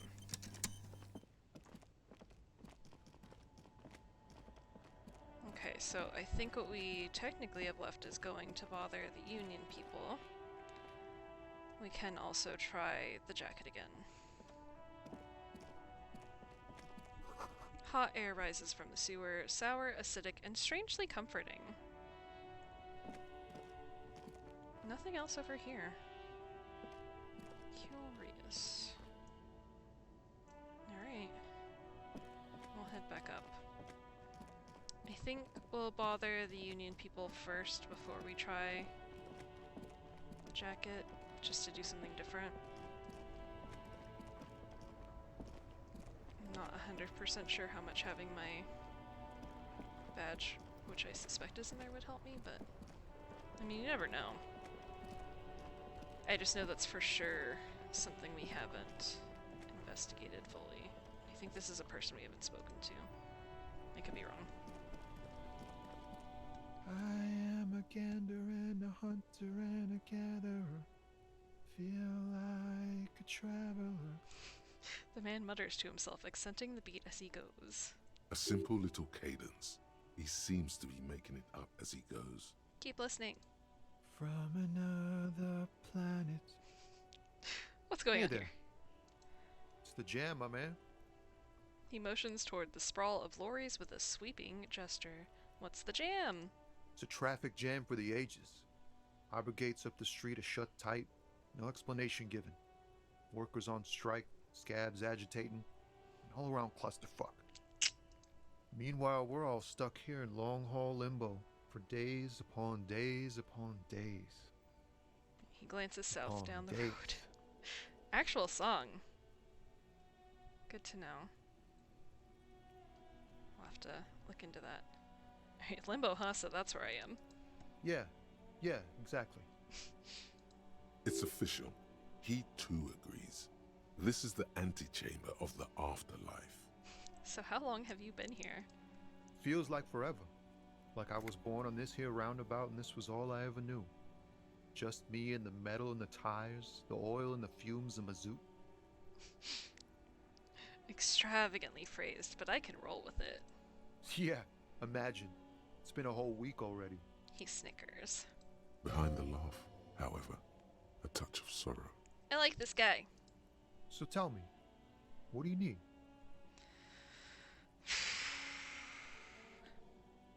Alright, let's do everything but the money. Tell me more about this strike. It's like whatever's going on over at the docks. Workers got a blockade set up, making demands, no way in or out. What's the union demanding? Some pretty wild stuff, I hear. Like a giant new power crane in half the company? I forget what exactly. Good on them, I guess. Good on them indeed. I've heard talk there's a company rep in town too. Like a strike negotiator type. They'd know what's up. Precise demands and so on. Actually, all the music is by a band called Sea Power, formerly called British Sea Power, but removed the British from it. I think I know them. I think I know a song or two. And I unfortunately have this on streamer mode, which means it's not playing any of the licensed stuff, so I'll have to check that out at some point also. Ah, yes, from the Wild Pines. We'll meet her soon enough, I'm sure. Hey, what do you think the company wants? They want to keep that money flowing in, my man. Ka-ching.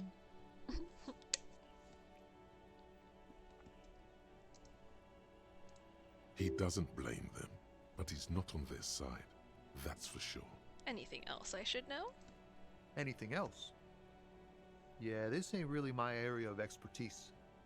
I just do my job and get paid. I have things to do and places to be. All of us do.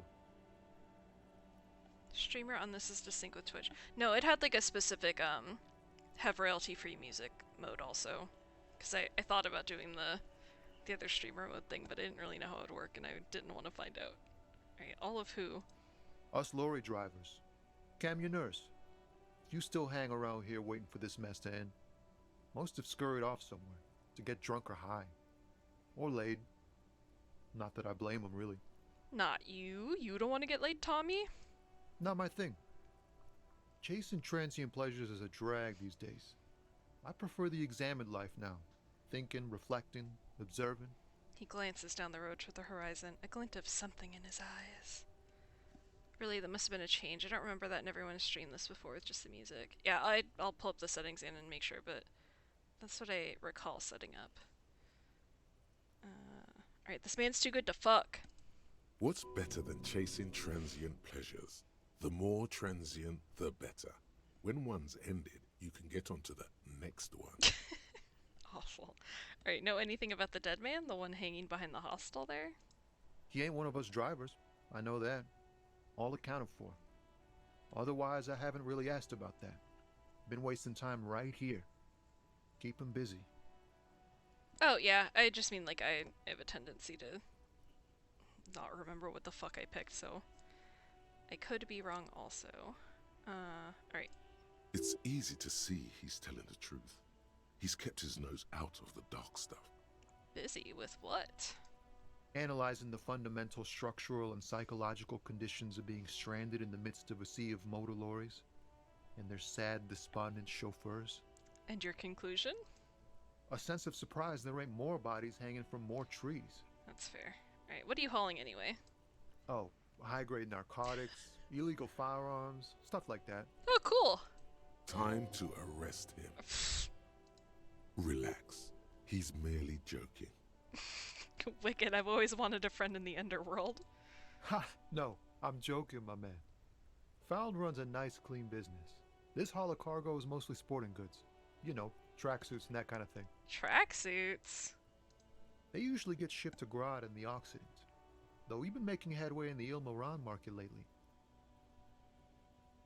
Can I get a tracksuit? Alright, that's your machine behind you.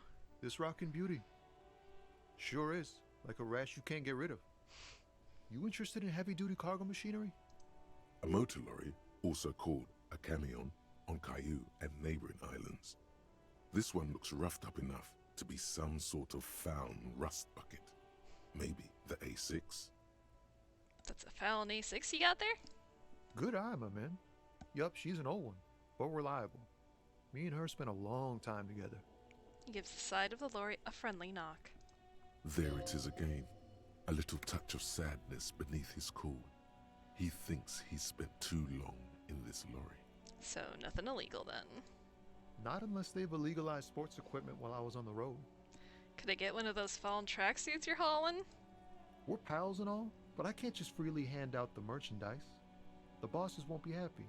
Right, I had another question. The man taps his fingers rhythmically against his arm.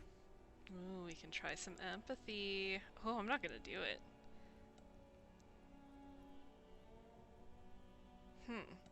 Alright, let's bother him for money first, and then maybe we'll roll the dice on that. Care to spare some change? Huh? Oh. No, I ain't got any money. They don't want to pay for unfinished work. Sudden financial duties snap him out of his daze. They who? The bosses, man. I don't know who these bosses think they are, but that sounds like a good arrangement for them.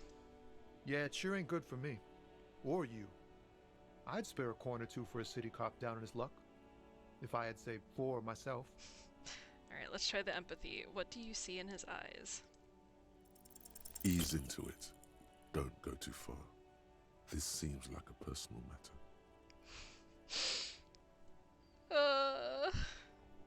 You look sad. What's going on with you? I'm okay, man. Just... the jams got me down. The fumes, the chemical rainbows, the tarpaulin stretched on the frames and the dull engines off. The man recedes into his daze of words. Maybe the full-on direct approach wasn't correct. Damn, it's tricky business looking into someone's eyes and not doing it wrong. Alright, I'm good for now. Good talk. Don't be a stranger. He gives a salute with 2 fingers. Alright, Tommy's great.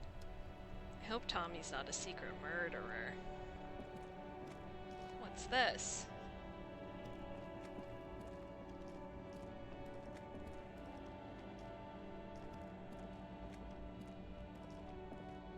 Boy, we gotta go a long way to get there.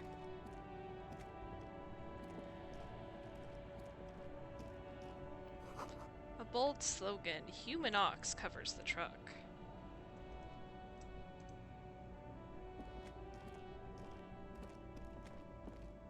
An old monument stands in the middle of the traffic island, pointing toward the sea. It looks as if it's been reassembled piece by piece, secured and mounted in the air with the aid of numerous ropes and rods. Who is this? A silver plaque on the statue's pedestal reads, I am Philip III, the Squanderer, the greatest of the Philippian kings of Revachol, son of Philip II, the opulent, father of Philip IV, the insane. What did this guy do? What did he do? You have no idea what you did a week ago. How would you know what this guy did many centuries ago? High above you, the king stands triumphantly oblivious to your memory trouble. Alright. Hopefully it doesn't matter. Or we can try again another time.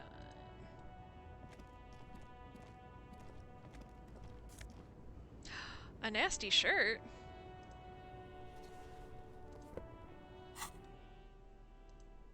Tank top, gym vest, reeking of sweat. The sleeveless shirt is the best choice if you're not afraid to show off your masculine upper body and that hairy chest. Physical instrument. Work it! I mean, it would make me stronger. That's terrible. Could I still wear my horrible tie with it? I think I could, actually. Wait, what do I lose from that? I'd rather keep that on right now. Or maybe I'll have an excuse to be more physical later. I love that I can still wear my tie. Alright. What's it? Money! Wait, who are you? The small, wrinkled woman does not greet you. She nods along to something on her radio. A photograph is clutched in her hands, and there is a warm smile on her face. The photo, an ambrotype from the turn of the century, as golden as her smile. It's the warmth of a winter night's fire. Maybe she could give you comfort and shelter. some cigarettes, and food money. Maybe she's your grandma. Snap your fingers in front of her face. Excuse me, ma'am, I'd like to ask some questions. No response. Wherever this woman is, your words fail to reach her. Snap your fingers in front of her face. Wait, The lieutenant stops you before you can snap. she's just a distracted old woman. Better to leave her alone. Why? Why? I just told you why. Okay. Just want to talk to the nice looking lady. Unbelievable, Kim. Okay. Leave it alone for now.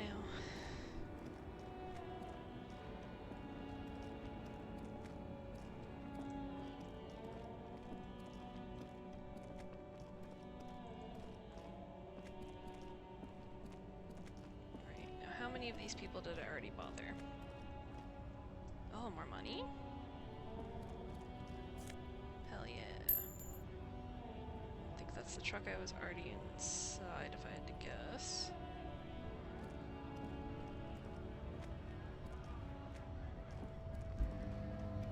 Alright, I don't think we talked to him at all. I could be wrong. Bastards! Oh, We have a right to work! I think I almost talked to him, then I decided not to. Alright, the man yells towards the Harper Gates. His voice is the loudest of the lot and oddly screechy for a man of his size. Fucking scab. What's going on here? Hold up and stay frosty, everyone. Cops are here. The broad-shouldered alpha male turns to you. He's a full head taller than everybody else here. You here to fuck with us?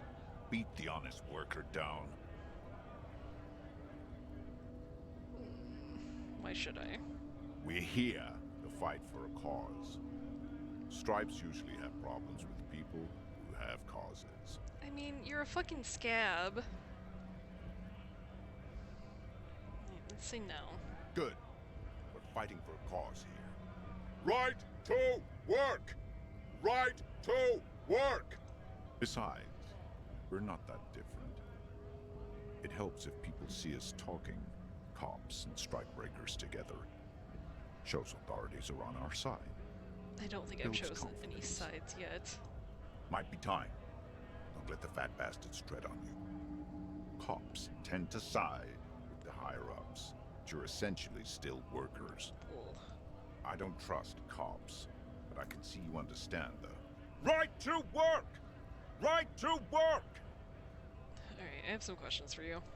Maybe you should ask them the questions, like why we're not allowed to make a living here. Shame on you! We have families to feed, you piece of shit. He points his finger at the man sitting on the railing. So do we, Scott.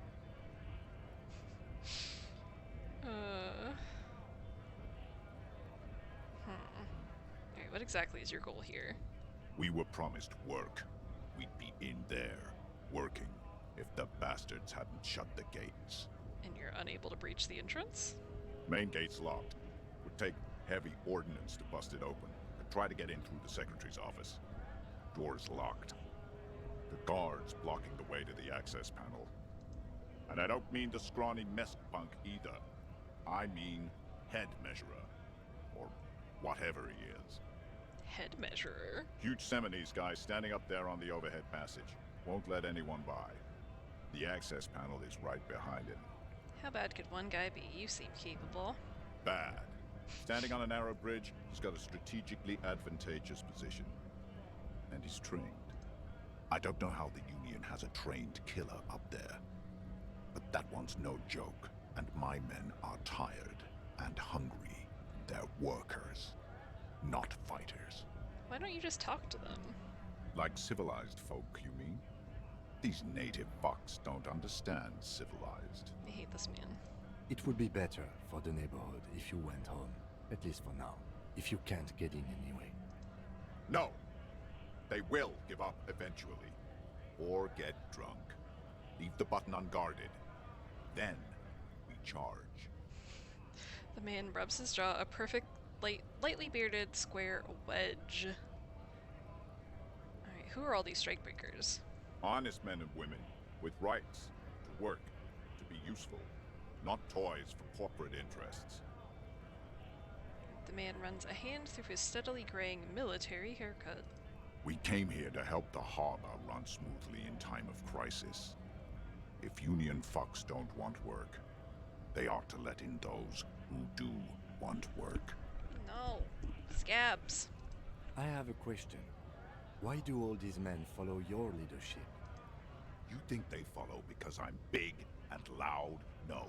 They follow the rules of the market, the rules of the economy, because they were given a job to do! Alright, let's ask a dumb question. What's a strike? When a bunch of ungrateful, lazy cockroaches can't get their act together, decide to block honest work for other people. He shifts uncomfortably in his workers' overalls. What do the strikers want?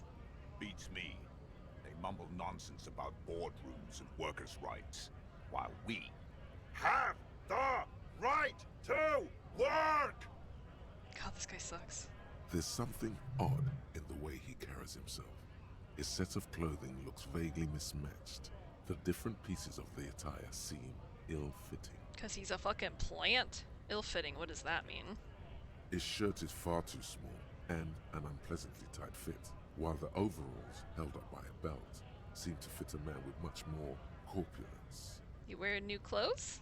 He ignores your question, choosing instead to turn to the emaciated workers, raising both fists in the air.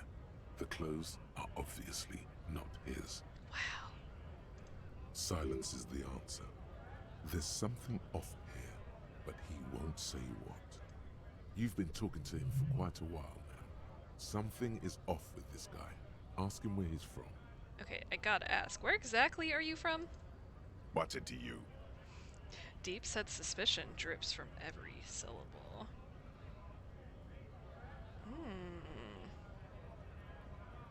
I thought you looked real familiar for a second there. No, don't think we've met before.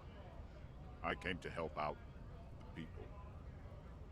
Alright, already got that. I'm interested in your background. We're all workers, right? Workers stick together. Came from the eminent domain, in Jamrock. Backgrounds in odd jobs, heavy lifting, cargo hauling, bouncer work. I know the drill.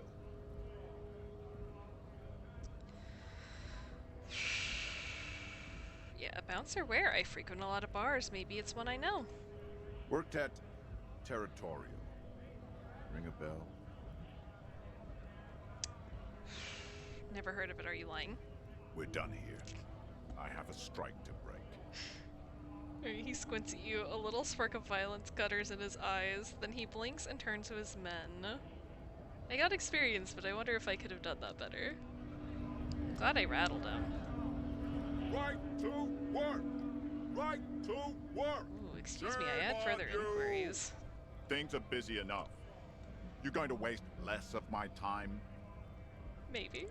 The Hulking man oozes stark skepticism.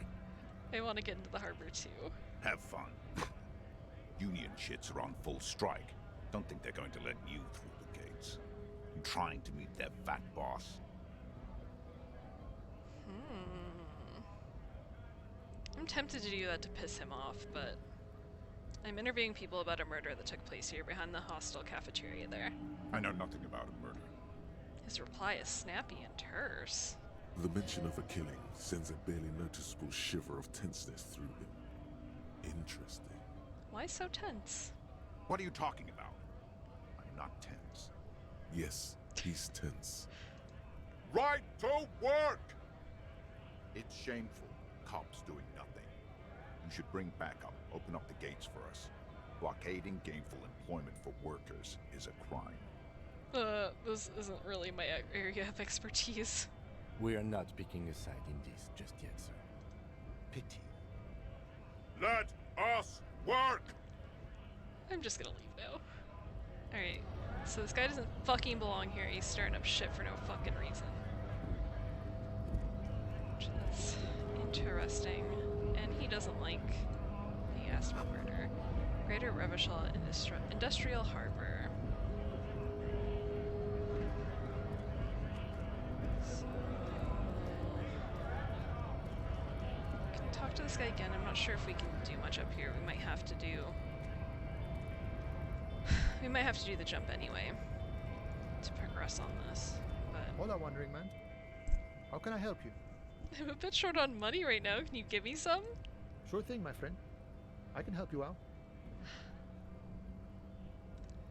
I'm not gonna catch it. Okay, try. The coin lands into your hand as if it has always belonged there.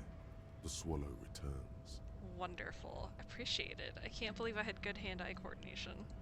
Always glad to help out the RCM. Shame I can't do more. Things are meager at the moment due to... He nods toward the protesters. I got a whole $1 out of that.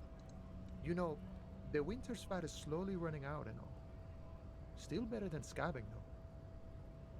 Every little bit helps. Every little bit helps, you know. I'm always glad to help out when possible. Not like these slithering scabs. Alright, good talking to you, I guess. Thank you, sir. What a nice man.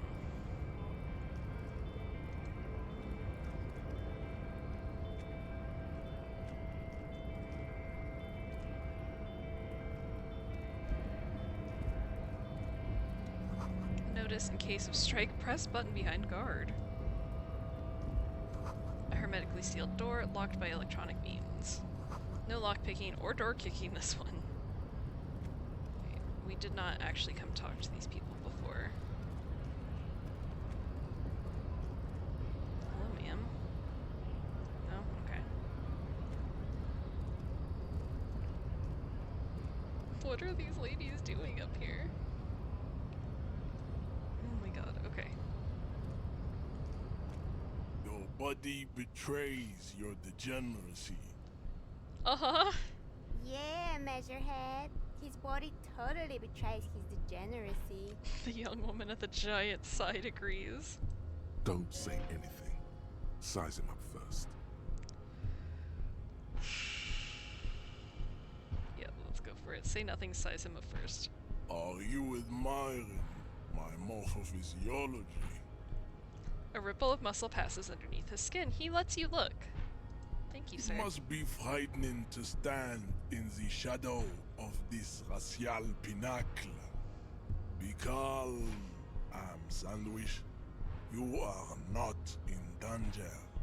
Because you are not a threat to me. He called me ham sandwich. Alright, my body is unimportant. I'm with the police, so we need to get to the harbor. Because otherwise I'm doing a bunch of dumb shit.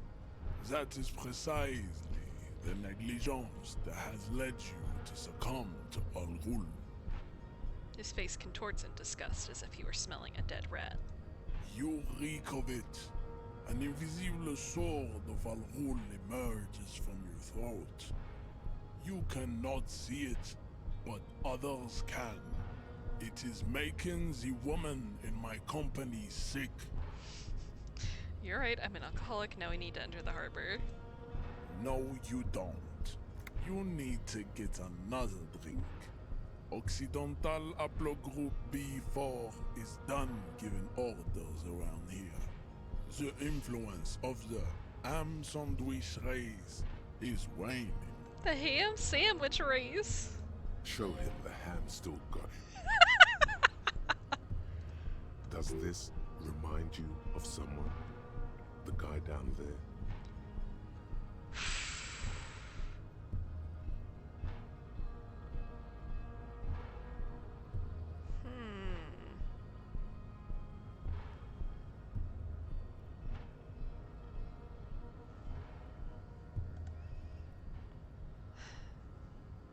Not sure if I should say that or not.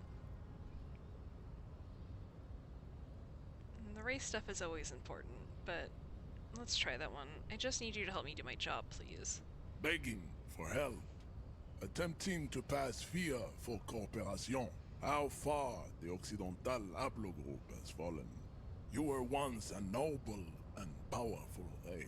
Oh my god. You gave the world eugenics, electricity, and powerful weapons of war like missiles and aerostatic aircraft. You made great gains in metallurgy, race theory, and statecraft. Let's not give white people too much credit here. You dominated lesser cultures, like the deformed Hemians and the inexplicably potato-obsessed Khoikos. But now your ascent to the genetic summit has halted. You are obsessed with sadness and with frivolous pop culture. I am obsessed with sadness and frivolous pop culture, it's true. You will be superseded. Isn't that right, babe? It is, baby, yeah. You know it. Oh my god. There is a button right behind him, just out of reach. It must be the one that opens the door to the harbor. Yeah, potato obsession isn't inexplicable. Potatoes are great. It's true. Very understandable.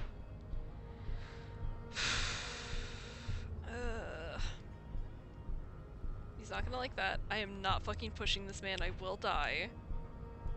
I don't want to tell him he's right, because he's not.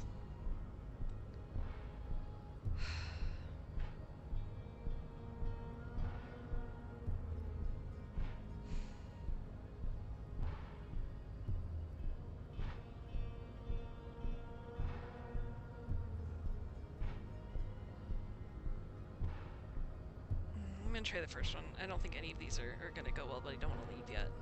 It is my task to keep the degenerate drunks from entering the harbor. Alright, fine, you're right about all this. Enough with this begging. You should leave the stage of history with dignity by inviting the other races to a great world war. It's a nightmare. Bring your troops to the Seminine Islands and to Boogie Street, and we will pulverize you. When you are gone, we will build a museum for you. Oh my god. The walls will be lined with bottles of Al Ghul, your beloved beverage. Inside, we will store the odes to homosexuality you call art, and your microcephalic skulls. Oh my god. There may be a peaceful solution to this. You could internalize Measurehead's race theory. He would take you as one of his own. Wouldn't that mean I have to become a Seminese supremacist myself? Well, not as such. What you do with a mastery of advanced race theory is up to you. You could reject the findings, sure, or accept them and become an advanced racist. What the fuck? I don't want to be a racist. Wow, I have a really high chance of being good at being racist. Oh my god.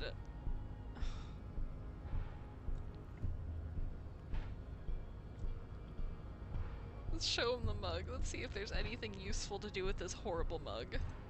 He does not so much as glance at the object. This your kind of thing? Stop showing me your pathetic cup. I have no interest in it.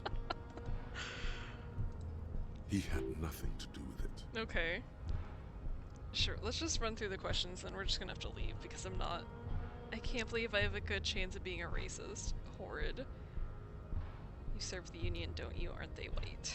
Oh, don't be vulgar. White or not has got little to do with this.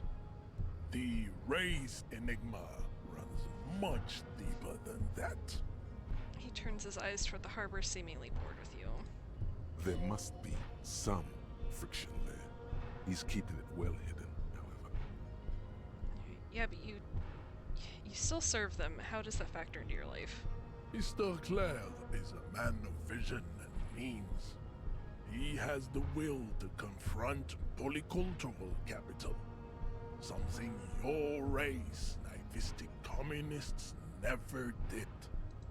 Also, to serve is noble. It takes discipline. Your petulant individualism has only contributed to your race failure. It is lax and moronic. I'm no communist. Communism is pretty cool. Individualism is my jam. My jam is a mysterious fourth thing.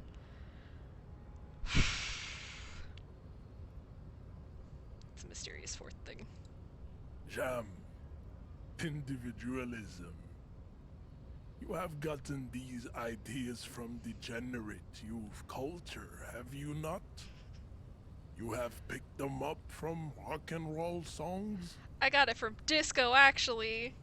Offshoots of the Seminoles people invented disco while having sex under the influence of cocaine. It is a shame upon my race. But what is done is done. Oh my god. I am not surprised you enjoy it so much.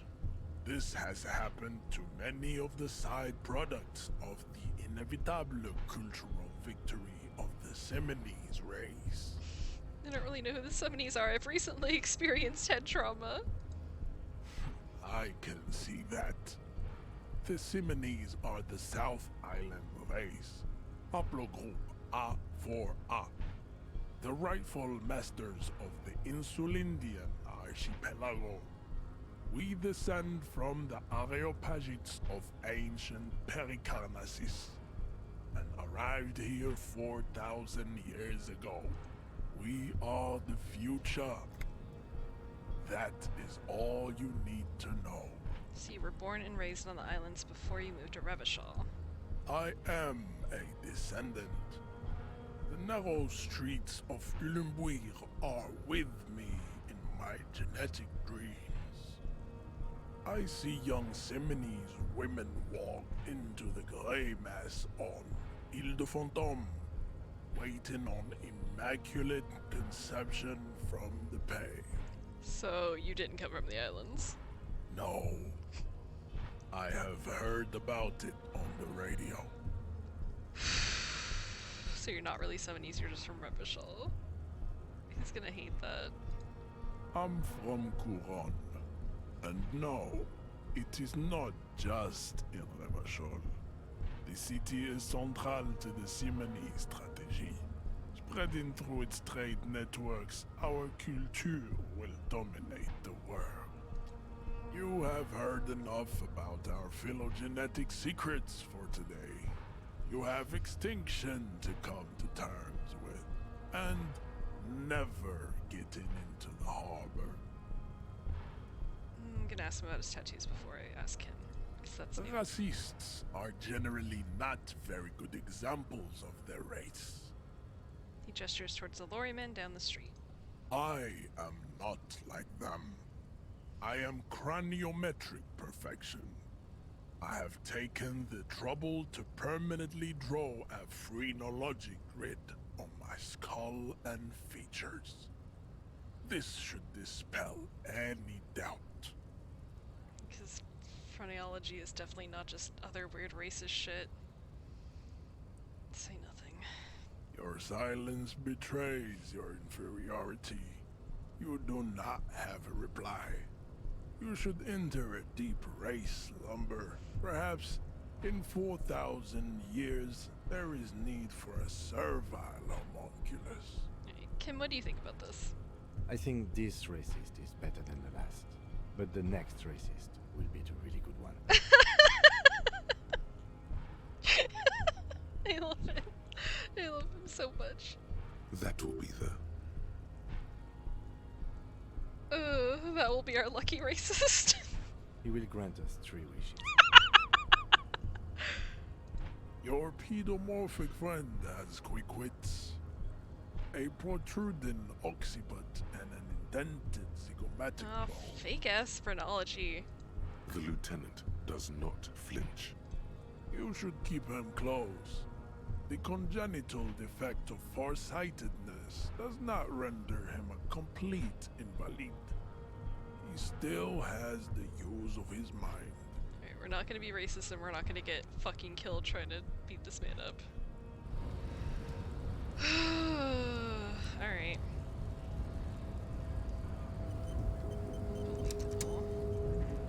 I have to assume that I can't do anything with that. I definitely can't do anything with that. I don't think Kim will have anything new to say Yes, me just yet. No. Alright. So, we can try the jacket again. Presumably jumping that way will, open up a different path, it seemed like.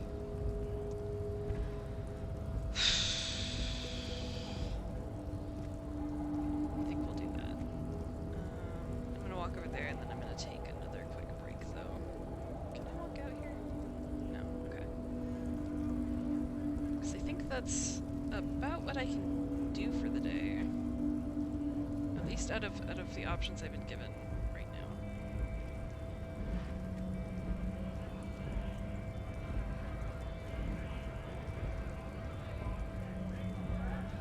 Bother him again, but I don't know what we would get.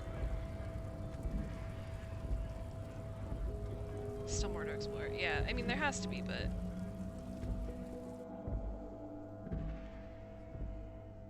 I have not been here yet. Okay, actually, I'm gonna take a break here. So we'll talk to this person, see what the shop is, and then we'll try the jacket again. Because I think those are my immediate tasks. And then we'll see how far along I am into figuring out where I live, because that's it's gonna start getting important if I don't have a place to sleep. Alright, be right back.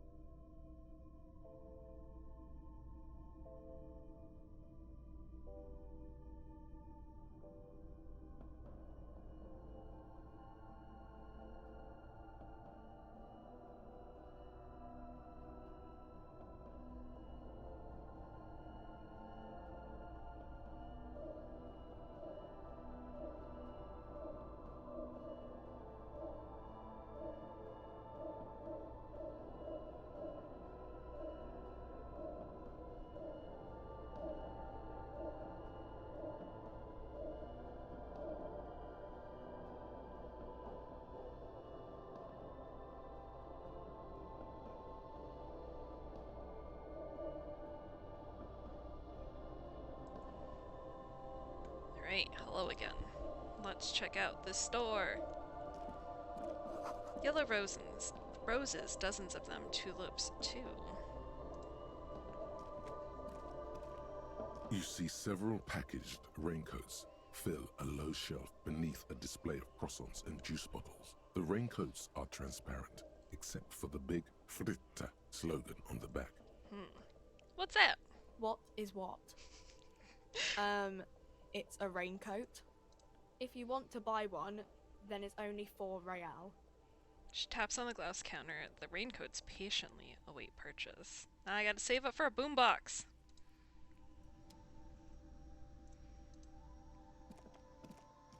The tear machine stands in the corner. A sign says, 1 bottle equals 10 cents. Oh shit. Oh, that's the tear machine. You have a coat. Yeah, I have a coat I'm gonna get. I don't need a coat. Yes, but what is it? It's a machine for tear. You know, you find tear outside, like bottles or whatever, and put it in the machine, then it gives you money. I see, and how do I pick up tear for the tear machine? You need a bag, I guess. We used to have some, but we gave them all out, so... Dang, I need a bag. She shrugs awkwardly. Feel free to use it if you find a bag, though. I'm sure there are some out there. Somewhere. Alright. I need to find a bag so I can make 10 cents a bottle. I have so many bottles in my room.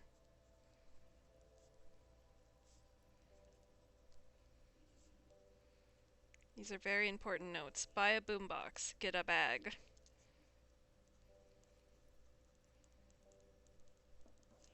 Thrilling. Okay, leave. Get that CRB!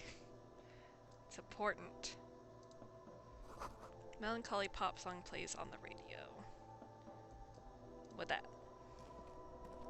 A small cabinet on the wall is filled with various medicine bottles, nasal sprays, and blister packs. They all bear the Saint Baptiste Pharmaceutics logo.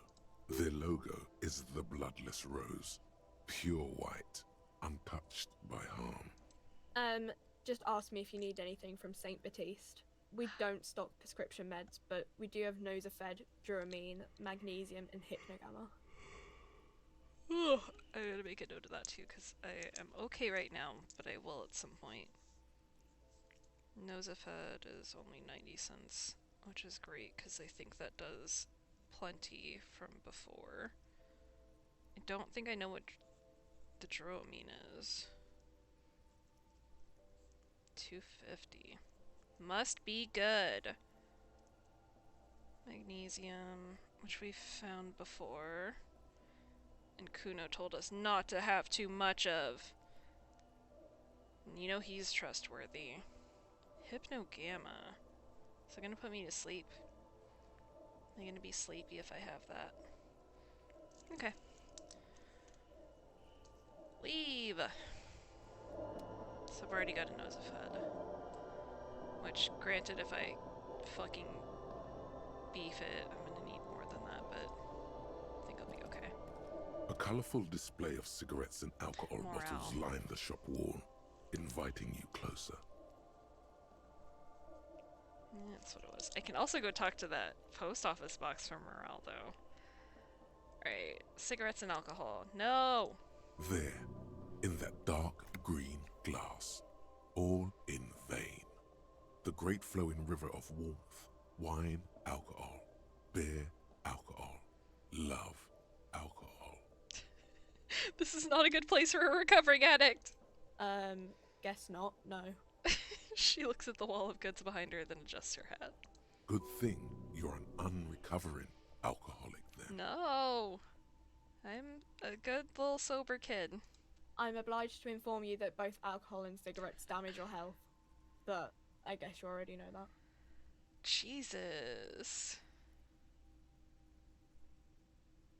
The cheapest alcohol is $3. No, you. Please tell me more about these products. The pale aged vodka is special, I guess. It's stored in pale for a couple of years, which makes it super expensive and super strong. What is pale? You know. She shrugs, uninterested in explaining it further. Don't worry your pretty little head about it. Let's concentrate on what's important here. What will consuming this stuff do to my body? I mean, I already said it'd hurt you. I don't know what else they do. She stares at you unsure. Substances give powerful bonuses to your main stats at the cost of damage to your health or morale. Cigarettes raise your intellect while damaging your health. Alcohol raises physique while damaging your morale. Hilarious. Alright, cigarettes. Raise your intellect, hurt your health. If I ever need to be smart. And then the alcohol was physique. Which I suppose checks out. Okay, and bad for morale. Which is accurate. I'm sure I don't currently plan to do any of that in here, but God knows. Use medication, like Nosafed and magnesium, to counteract the negative effects of substances. Note: consuming substances can have unforeseen consequences for you. Yeah, I feel like that's... Like, I don't know how to say this. I'm sure there are fun outcomes to doing the bad things to yourself, but... Ugh. Alright, do you sell any under-the-counter vices? No, Frit only sells legal drugs, like the law says. Alright, leave. I'm saving up for a boombox! Welcome to Frit. Feel free to look around or something. Everything is out on the shelves. What's that magazine she's reading? Okay, before we go on, what is this Frit? I don't know. Frit? And what is Frit? A 7 to 11 grocery store. A 7-Eleven? Why is it written with 3 T's? I think they think that the extra T makes it funkier. It doesn't. She chews on her gum with disgust. The story goes that normal Fritta, with 2 T's, a men's workwear shop in Vredefort, was already taken. So when Fritta Retail Inc. grew into a multinational corporation, they had to add an extra letter to avoid trademark infringement. Unbelievable. Alright, what magazine are you reading? You mean this? She looks at the cover, boasting a colorful photo of 2 girls kissing. This is Pop Stars. It's got, like, famous people in it. It's not for sale. Looks like it also has something called Police de la Mode, featured on page 34. This speaks to you. Stupid famous people. I approve of this very futuristic tap on the girls kissing. Forget about all that. What is this fashion police feature? I'm not even interested in that magazine. I don't know why I asked about it. I feel like me saying that I like the girls kissing is gonna come out different from my actual character than from me. And we know what fashion police is. Probably. Fuck it, let's try. She pops her raspberry-flavored bubblegum and nods. The lieutenant frowns at you before turning to the clerk with an apologetic half-smile. Oh my god. You mean this? Oh, This is Pop Stars. Looks like it also has something Forget about all that. What is this fashion de la police feature? Mode. It's where they rate different outfits famous people wear. It's kind of funny. They're kind of mean. It's about who's the most stylish.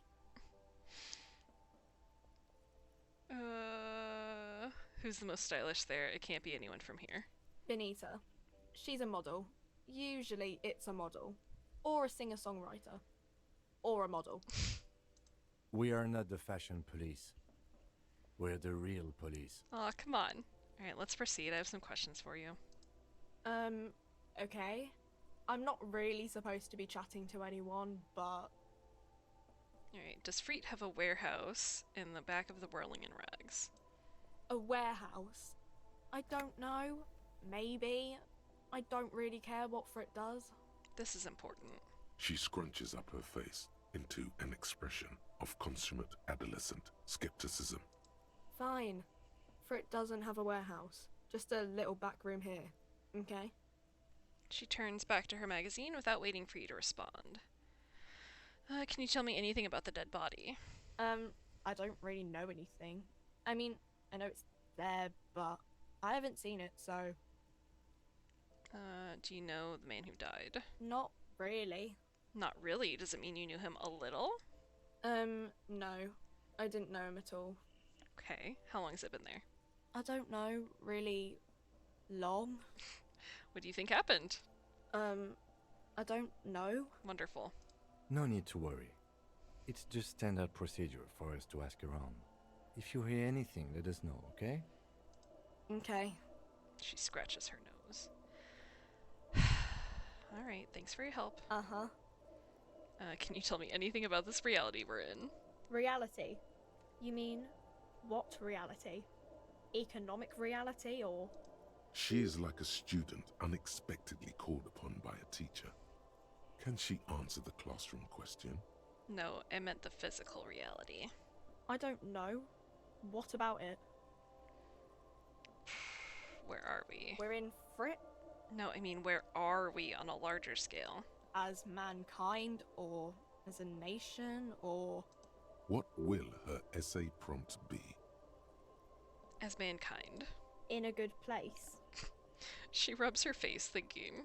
I mean, science is doing great, and this radio computer thing seems to be kinda big. I don't know. She shrugs, then folds her magazine back. What time is it? I don't know. Look at the clock. It's right behind you on the wall. The clock shows the time at 10:09. The hands seem to be still. It's apparent the clock doesn't work.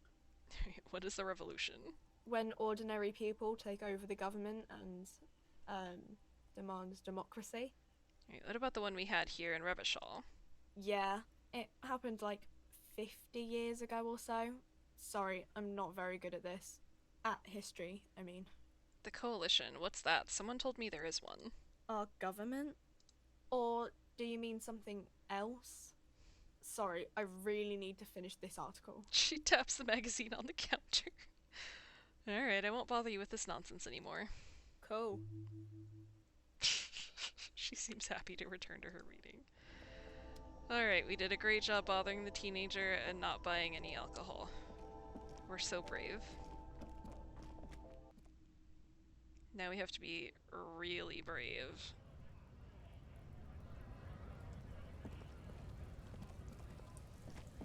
We already talked to him and he was a piece of shit, as I recall.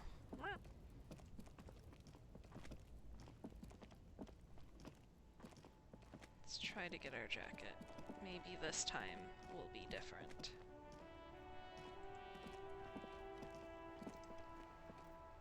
Oh, wait, no.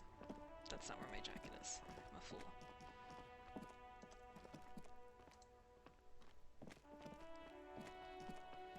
Is Kuno still gonna fucking be here?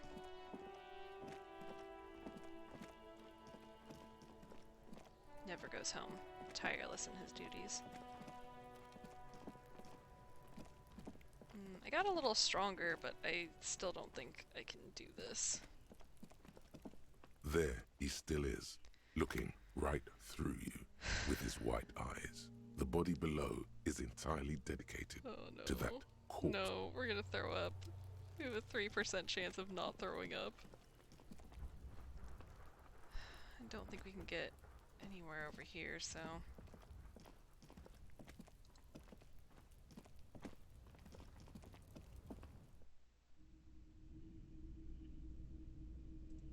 Nothing new. Kuno is omnipresent, he always is.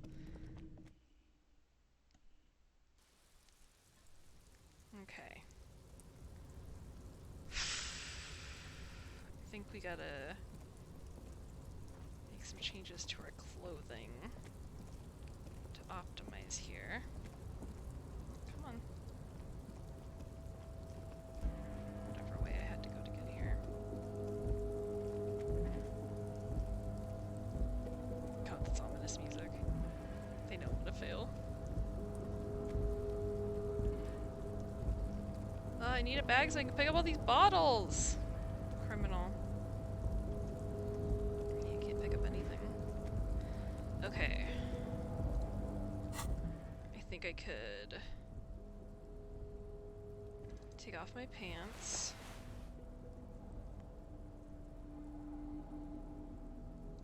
shoes. Let's try that. I don't know that physique is necessarily... Feels like it's better than not physique. Ugh. Is there anything else I can do or not do? Oh my god, I can sell the... Oh no, that's a different postcard. That's not the depression one. But I guess I could have sold that. Empty cassette. Okay. That won't help me jump. Neither will that. Alright, I think this is as good as it gets. Oh god. I hope I don't die. Get me out of here. Alright, Kim, do you believe in me?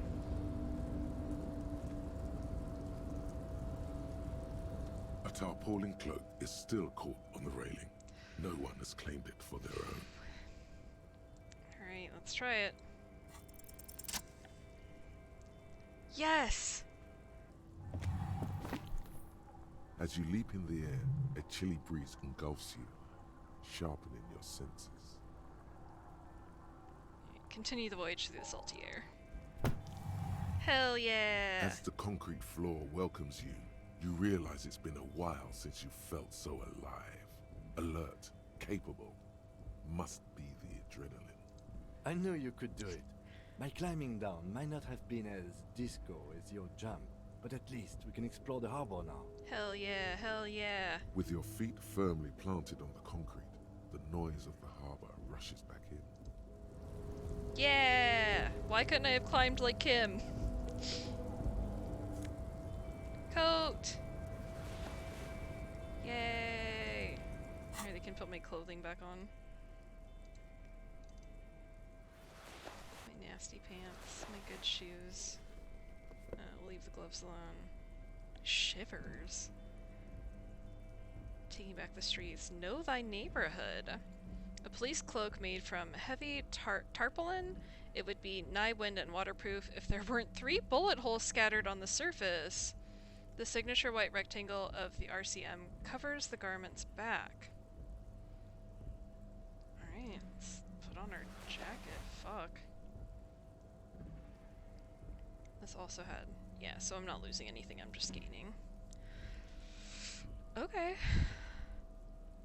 Shit. Alright, let me look at what... I think it was on here somewhere. Shivers. Raise the hair on your neck, tune into the city. Cool for city lovers, the wisest of the streetwise, the genuinely supernatural. Shivers comes when the temperature drops and you become more keenly aware of your surroundings and enables you to hear the city itself to truly belong to the streets. It's a supernatural ability. Old wrongs play out in present time, scenes across the city happen in front of you, but who is speaking to you? At high levels, shivers may make you seem mad to the outside world. As you listen to the city, you don't listen to others. Your superiors may begin to worry. With low shivers, though, you will seldom hear the city speaking to you, and if you cannot hear it, how can you ever save it? Alright. So we bumped that up a little. I was really hoping that I was going to be able to check my pocket and find a goddamn badge, but I don't know if we're that lucky. Yeah, it doesn't seem like I have like a little thingy.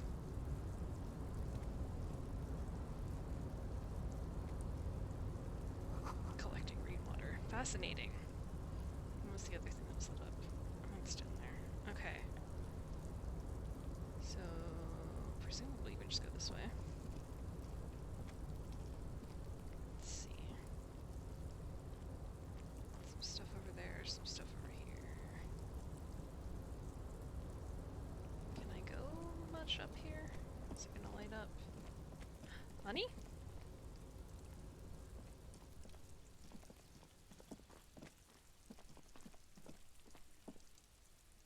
At least 3 packs worth of cigarette butts. Numerous empty bottles of Commodore Red and potent Pilsner. I wish I had a bag! Where do I get a bag? This is the night watchman's booth. The name on the door reads, René Arnaud. Listen, it's okay to take a few minutes to yourself. Sit down and have a breather. Gonna take a quick look inside. If you must. But please hurry. We are pretty easy to spot up here. Nothing incriminating catches your eye. The cabinets are clean and their sparse contents meticulously organized. There's a framed photograph on the table. It's a black and white photo of a young couple out in a street fair. The man is young, dark-skinned, and dressed in a Royal Carabinier uniform. The girl is smiling playfully at the camera. Why did you take that? Something about this man piques my interest. I think this can be a side thing. I'm a cop, it's instinctual to collect evidence. I'm making an artistic photo collage, Kim. I think it can be a side thing. Fine. But let's move. I don't want to be seen snooping around here. Have a seat. The chair is not as austere as the rest of the booth. A thin grey pillow is attached to the seat, secured to the stiles by black ribbons. Breathe deep. Stale air floods through your nostrils. Not a single mote of dust floats inside your lungs, though. The inside of the booth is immaculate. Search for a little something to help you. The drawers are empty, save for old timesheets and receipts. One small box, however, does hold some cheap painkillers. They are slightly out of date. Oops, read the side effects. Oh boy, where to start? Elevated risk of dementia, mini strokes, Prophet's disease, sudden death, hair death, erectile malfunction, critical flatulence, watery blood, black mucus, uncontrollable weeping, increased sensitivity to La Opera, inoperable joint disorder, total spinal collapse. Wow, sounds great. Maybe this was a bad idea. Yeah, we're gonna leave them. They're out of date and they sound horrible. And exit the booth. Okay.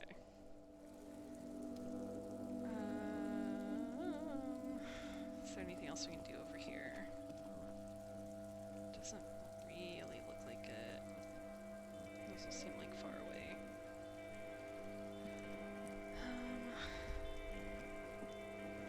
Don't really see a path otherwise.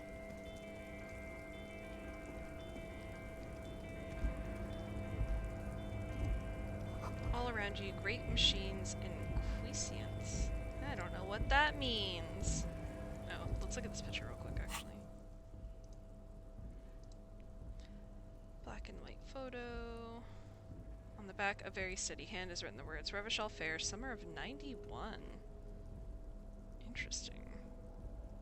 I can't inspect it any further than that, though. It's worth $1.21? Interesting. We want some of them.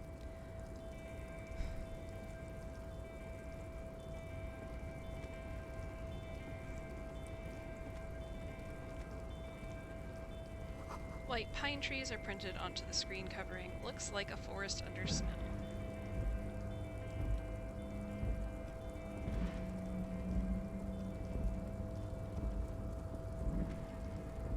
Okay. Is it something I can get to? Okay, I guess so. Alright, stop. Oh yeah, please. A rusting control panel with several knobs. 2 buttons marked Marche and Arrête are faded with use. It seems to control the large crane above. A container is attached to its hook block.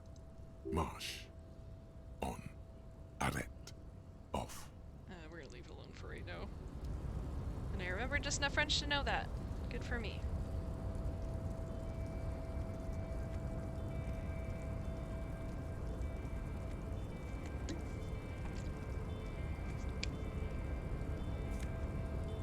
Money. What's this?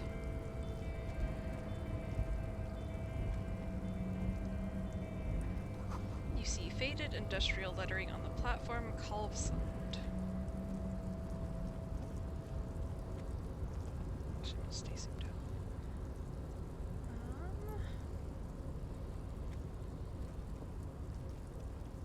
So there's the control panel. Is there anything else?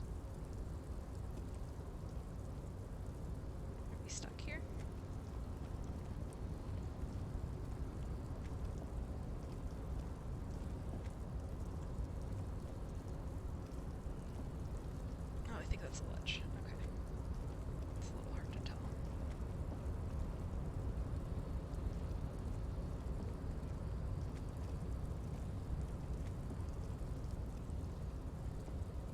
More money. Take it. The speaker tower is silent. There's no work to organize in the yard below. Shipyard ahead is oddly quiet. The great machines are sleeping.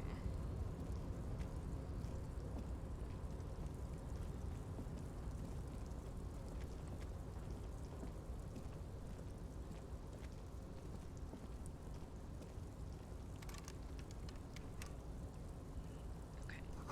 The musk of oil and rust comes from the chasm in front of you. Smells like blood. You tell me I can't jack open this case? Unbelievable. Oh, I'd like more money also. Take it. I am so close to being able to afford a moon box. Industrial sized thermos smells like burnt coffee. More money! I could buy a boombox! Fuck yeah. Alright, so there's a case up here I couldn't open. Which I suppose I just have to recall.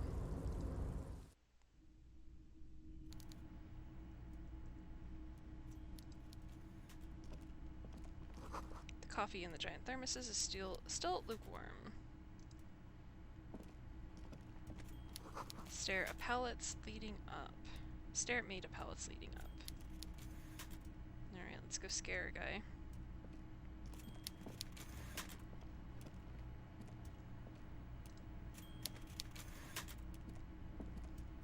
Taxidermy fish that tells time. Man of class and taste, I see. Before you is a walrus of a man seated behind a large desk. He looks up from his work, not the least bit surprised to see you. Alright, I didn't frighten a man. With great effort, he straightens himself up in his chair, yet says nothing. He simply stares at you. Are you in charge of the dock workers? Welcome, Mr. Dubois, Mr. Kitsuragi. It's good of you two to stop by. Please, have a seat.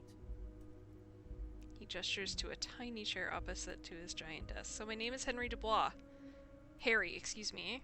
I'm Everard Clare, head of the Debarders Union here in Martinez.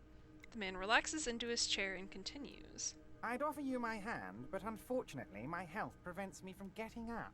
You understand? I don't. He looks extremely comfortable. The tiny folding chair, on the other hand, looks like a torture device. You go ahead, detective. The lieutenant nods at you, then the chair. Whatever he has in store for you, it can't be good, he thinks. I'll do my best. Forget about that. What's with this Dubois stuff? You're getting some seriously bad vibes from that name. Because it's my name. Take a seat. Excellent, Mr. Dubois. I can see that you're a reasonable man, and reasonable men can be of great use to one another. Try to wink back. So tell me, how can the head of the Debarders Union help a representative of the Revachol Citizens Militia today? The chair you're sitting on has got to be the most uncomfortable chair in the world. It's violating your backside. The chair hurt me? By the way, I heard you got a rather rude reception from a certain Lawrence Gart. Some people have no manners, it pains me to say. This should take care of that nonsense. He points to a giant novelty check on his desk. It's absolutely comically huge. It should be sufficient to cover your expenses for a few days and patch over your differences with a cafeteria manager. Go ahead, take it. He points at it again. Am I getting money? Wow, that's 25 real. That's good money. You need it. That's not enough money. That's not sufficient money. Wait, you know, Gart, I hope this doesn't stop me from getting my money. Yes, I know Lawrence. He's a real character. No union man in him. A real piece of work, that boy is. With a grin, he points to the checker game. It's like you're on a game show. At least don't thank him for it. Take the comically large check, but don't say anything. Is there anything you'd like to say to me? Or... No. I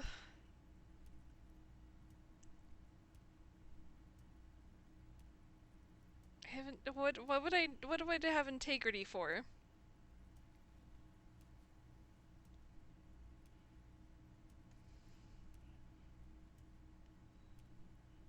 I feel like if I say thank you to him, it's bad. But also, I would say thank you to him because he's still giving me some money. It's not enough money to cover shit. 25 ain't a danged thing. I'll just say thank you. Don't mention it. But also, don't forget it. I'm just kidding, of course. Is he? Okay, I had a breakthrough. He's not. Now, I'd like to set your mind at ease about one other matter. Your lost gun. Let me assure you, Union people are on it as we speak. I've got my best hounds looking for that lost gun. His slug-like lips move, but all you hear is an echo. Lost gun, lost gun, lost gun. The world is swallowed by a black hole of fear. Only 2 words escape its gravitational pull. Lost and gun. This room is fucking killing me. When he said, "Don't worry," he actually meant, be very worried. Ugh. Yeah, how do you know about my lost gun? I know everything, Harry. Right now, I know that you're worried. Don't be worried. Everything's going to be all right. It's not like you left it loaded. You didn't lose a loaded gun. Local children aren't out there playing with it right now, pointing it into their own mouths. It's in a safe place. I just know it. I have a feeling everything's going to be all right. Christ. Officer, we will deal with this later. We don't need Mr. Clare's help with this. I wouldn't be so sure about that. Do I just have to fail? Officer, we will deal... I wouldn't be so sure about that. Alright, great. God, you're sweating. Your knee is jerking. You're about to cry, aren't you? You're about to cry because you lost your gun and those children are gonna shoot themselves with it. So what? Men can cry too. You want to cry? God, you're weak. Whatever Rude. you do, don't cry. He'll think you're disgusting. He already does. Mr. Dubois, you don't look so good. What is this, Mr. Dubois? He keeps repeating. What is he trying to pull here? You need to cool the fuck down. Chill. Boy. Mr. Dubois! Mr. Dubois! Harry! There are no Harrys. Let your mind go to a safe place. Mr. Dubois, are you okay? Can I get you a glass of water or something? Are you having some kind of medical emergency? Maybe you could use your hands somehow, in a kind of throw-in motion, like you're throwing that Mr. Dubois act right back at him. He's Mr. Dubois. Actually, this chair is uncomfortable. I could use that glass of water. Sit upright. What an odd demonstration of... you got me, Harry. I don't even know what. As entertaining as it was, I'm afraid we're wasting our time. And I'm an extremely busy man, as I'm sure you are too. Okay, enough. We are here to ask you some questions pertaining to a murder investigation. Quick, here's your window. Get yourself together and ask him questions. Police officer questions.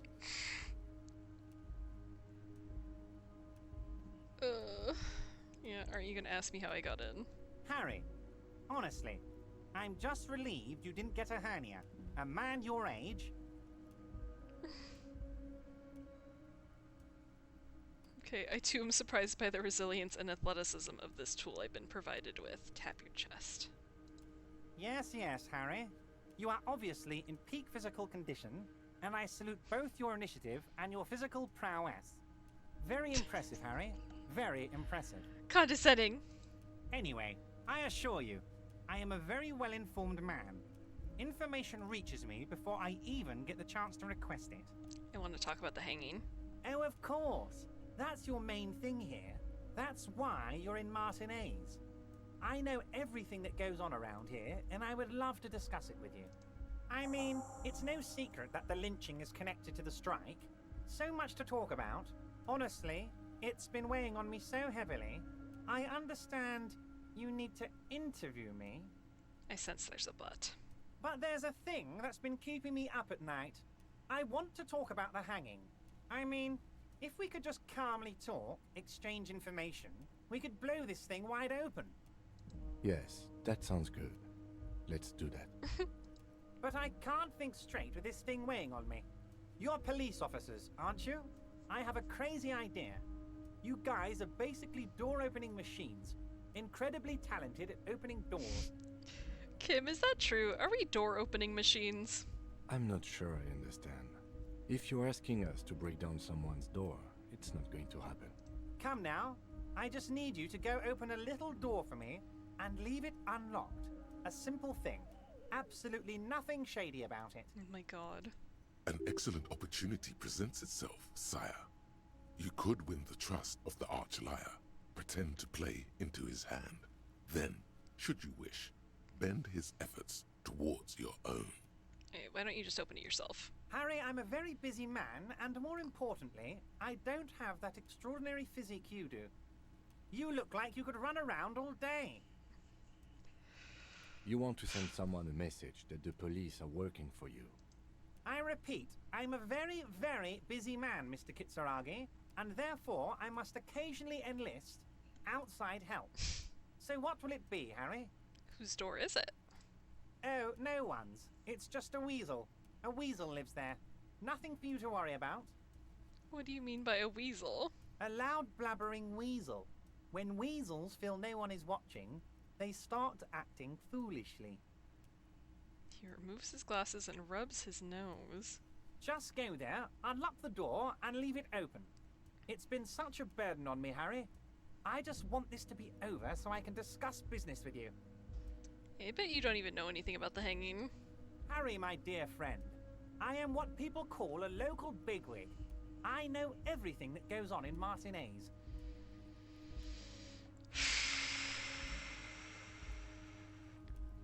I mean, we even said in our internal logic that we could back out of this. Damn it, fine, I'll look into it. We need to talk about that murder. Fantastic, my friend. Just let me know when it's done and we can take our friendship to the next level. He flicks his fingers. You can get the key from Manana. He's down by the gates. Manana's like a free agent in the Union. Special operations. Hardened socialist. A real free thinker too. He'll tell you precisely where the door is. One last thing, Harry. Just open the door. You don't need to go in or anything. I just want that weasel to come home and see the unlocked door. Okay. Alright, you called me Mr. Dubois, why? Of course. Let us dispatch with the formalities. You call me Everard, I call you Harry. So that's really my name. My god, so it's true. I didn't want to believe it, but you are a fantastic science fiction amnesiac cop, aren't you? What are the odds of that? He shrugs with an amazed expression. I think the odds of that are very low. It might be a good idea to hide your confusion. I mean, see what his game is first. My memory's fine, I'm just testing you. So good to hear that, Harry. Apparently my sources were wrong. However, if you did have a spot of memory trouble, I could help you out. With my big fat folder.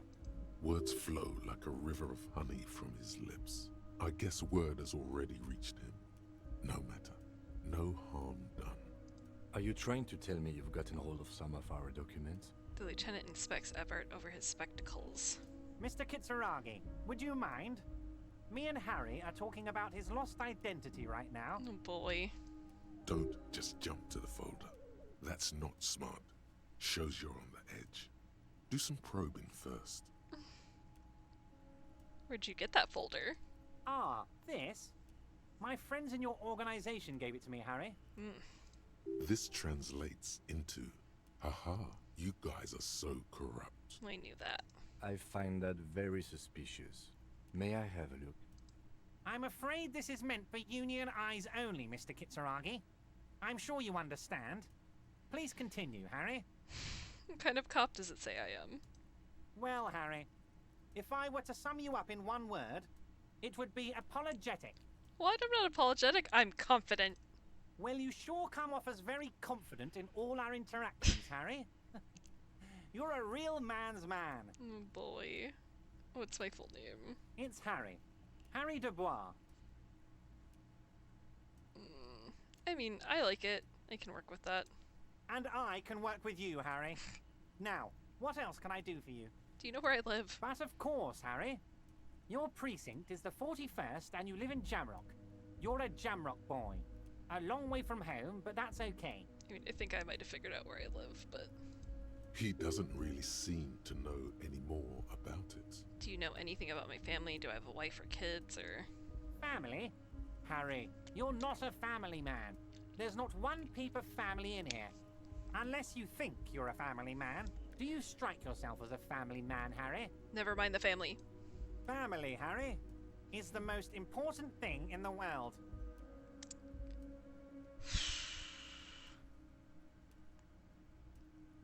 Kim suspects something. I mean, fuck it, let's try. Have another look at the folder.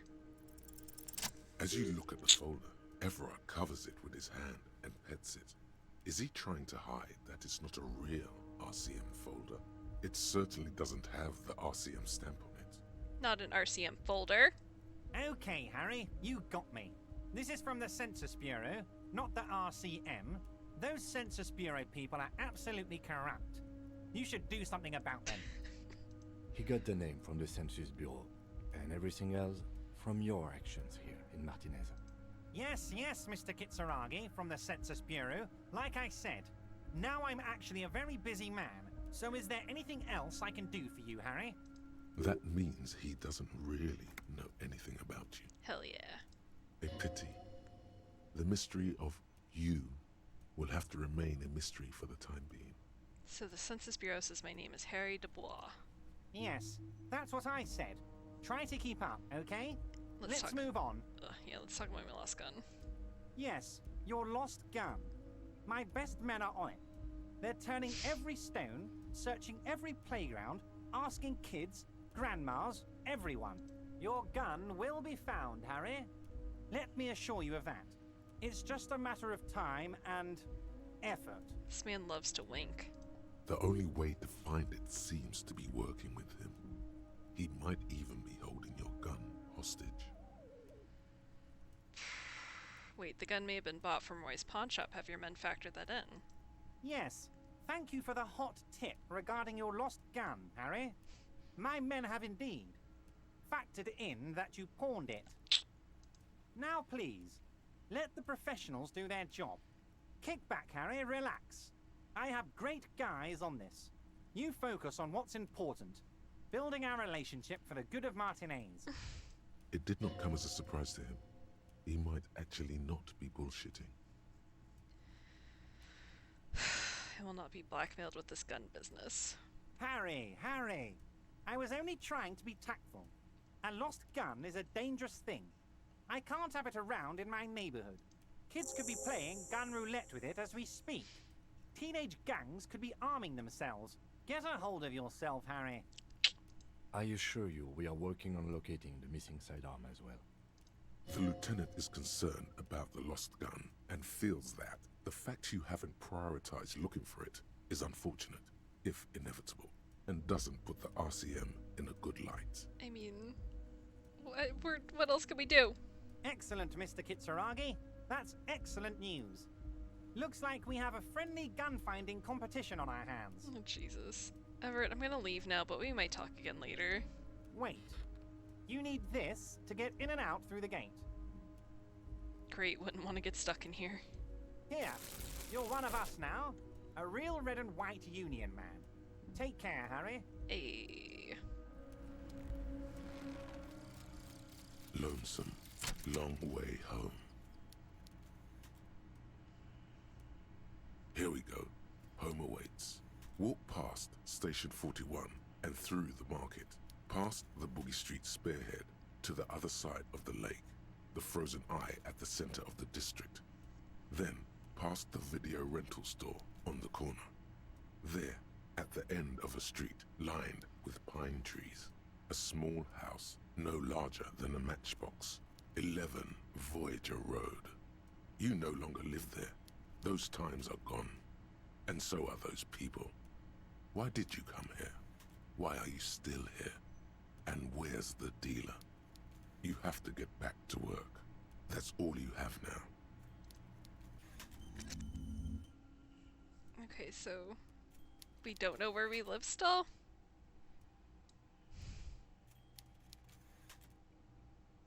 Learning cap for perception raised to 5. Speed gives 1 psi. Physical maybe?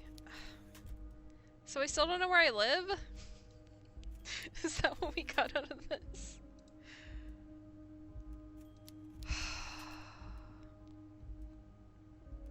God damn it. Okay,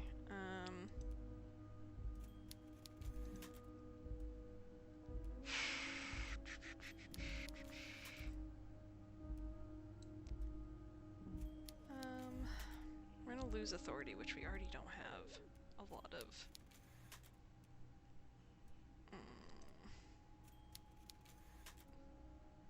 You do not have enough skill points available to forget. Okay. Welp. Jesus, we got a lot of fuzzy memory in here.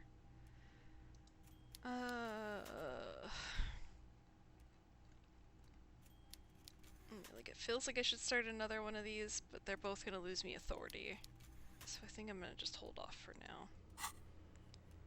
I already have so little. Alright, open apartment door for Everett.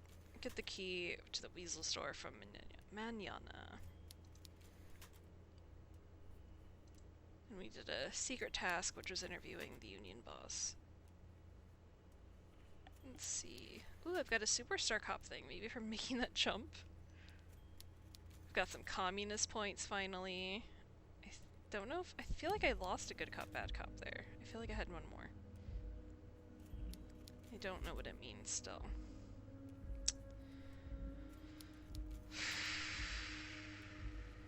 Okay.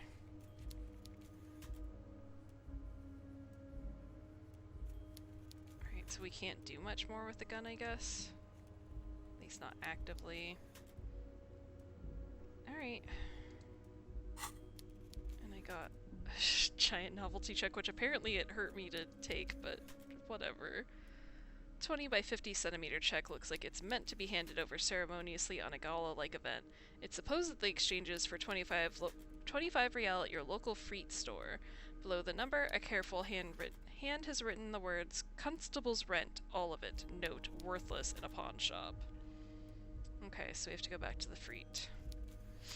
And then we can get 25 whole dollars, which is not enough to pay my debts.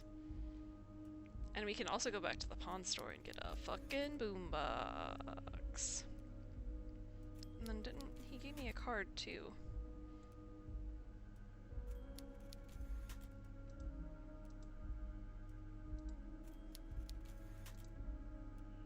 Okay, I guess that's just all together in there. Yeah, I don't have anything separate. Alright. It didn't really look like I could do much about it. Alright. Thrilling. I don't know where I live still, which is aggravating. I figured out a thing that I kind of almost already figured out by reading something I shouldn't have. We could still mess with a crane down there. Though I kind of don't want to do that until I know what I might do. Just because it might be distracting. That's the kindest word I can think of. Might get me in trouble. Can I talk to you from here? Container, container, I'll turn you nice and red. Container, container, put the logos on. The lyrics to this container song are being made up as he goes along. Great job, Easy Leo. The accent is so thick, it's impossible not to notice he's Ubi, from the vanishing peninsula of Ubisund on Muindi. Container, container, used to be Wild Pines. Container, container, now belongs to Everard. The tiny man is so engaged in his work he doesn't notice you. Oh, do not interrupt the little man in his joyous activity. No, we're gonna say hi. Everard, Everard, Everard, he looks after everyone. Huh? Well, hey there. How can I help you, mister? The look in his deep blue eyes is as sincere as you've ever seen. Kind of makes you feel like an arsehole for no apparent reason. Wonderful. I see you are not a union man, mister. Did you get lost? You're not one of them scabs, are you? What is with you people in scabs? I mean, I don't personally mind. Folks is just folks, you know, and folks gotta eat. He doesn't seem to be waiting for you to answer. Just some of the other guys don't look too kindly on the scabbing kind, if you know what I mean, mister. What are you doing with the containers? I think I can guess. Oh, I'm just making some covers for them containers here. Yes, I am, yes, I am. So it's easier for the crane operators to spot them. He waves at the containers towering behind him. Logic, what's going on here? Look at the mountains of containers rising behind him. Sure. Everything is so pretty and red. You and Leo look like brothers as you glance around with similar childlike wonder. Wow, red is so much prettier than drabble green. Sure is, mister. Sure is. Really livens up the place. Yes, it does. Yes, it does.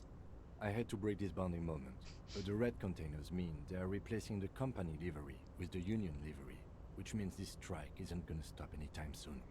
Thank you, Kim, for being reasonable. Alright, you're Ubi, right?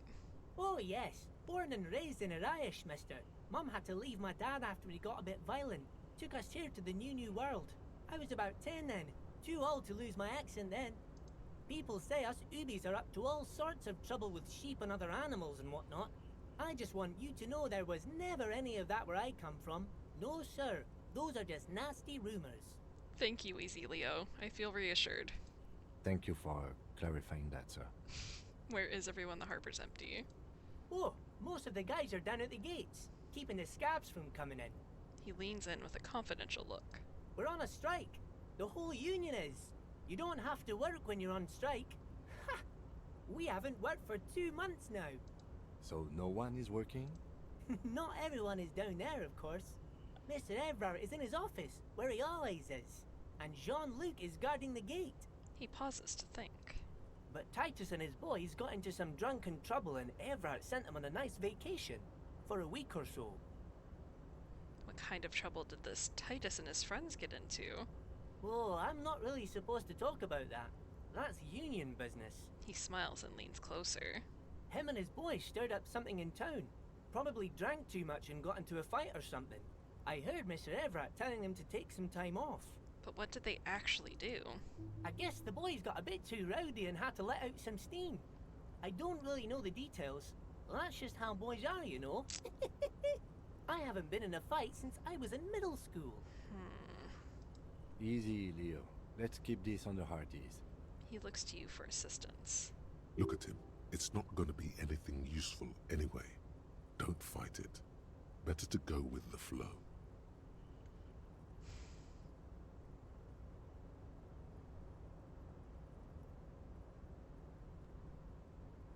Alright, too rowdy. Leo, what kind of a fight did they get into? Did they kill a mercenary? Too late.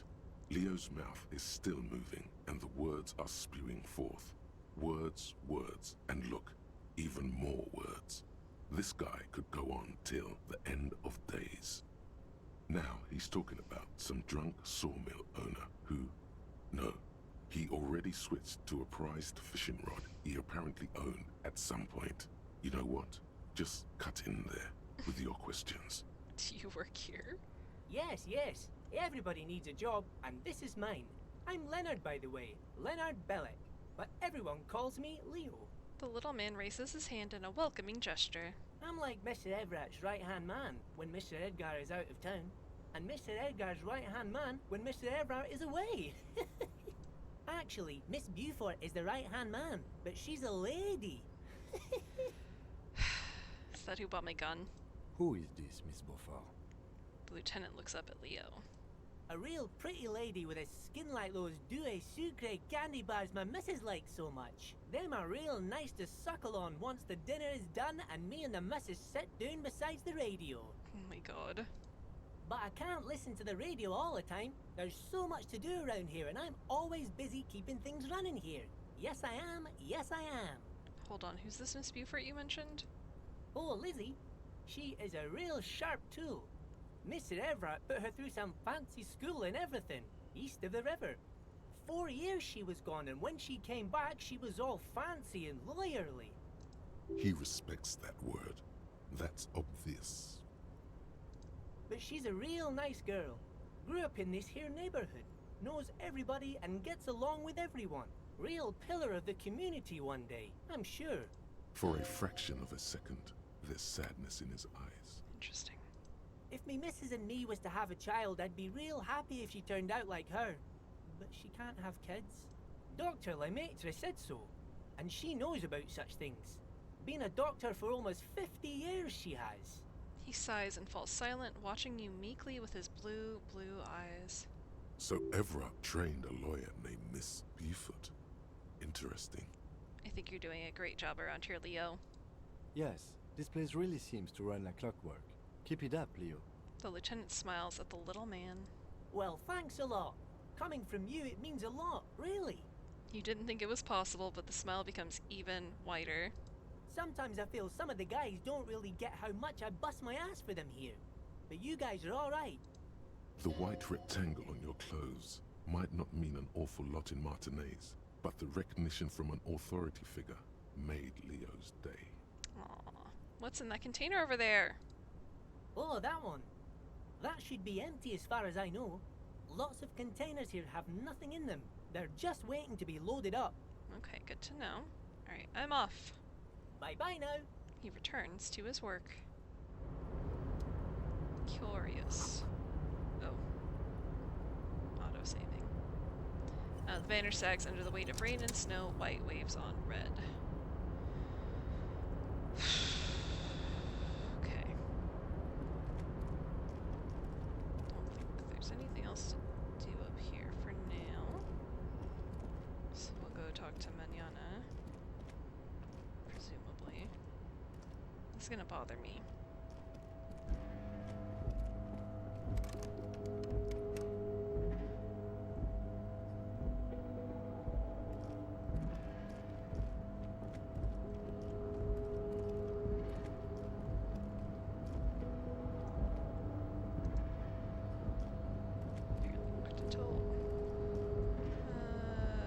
I want to mess with the crane just because we're up here, but we'll probably be up here again.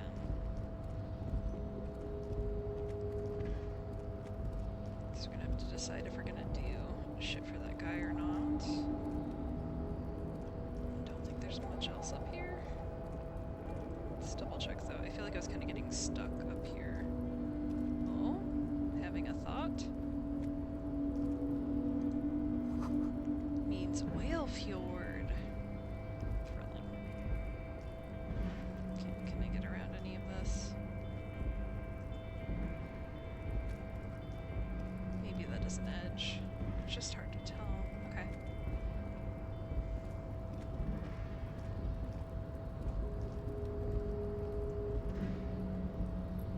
I think we have to go up there.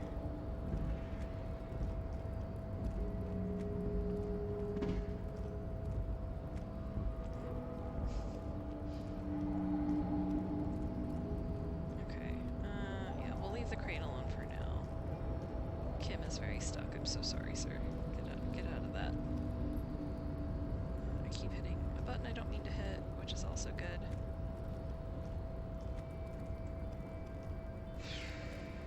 And then I think he gave us a key, so we don't have to jump again.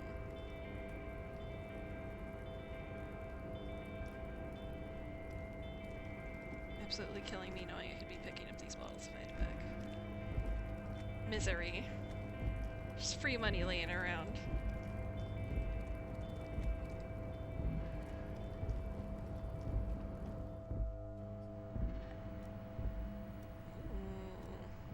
So many things. An imposing combination of a punch clock and a payphone is looking down at you from the wall. A note on the side says, "Tokens unavailable due to strike. Use change." I don't know what to use it for, so let's not waste my little change. Radios emitting strange buzzing sounds.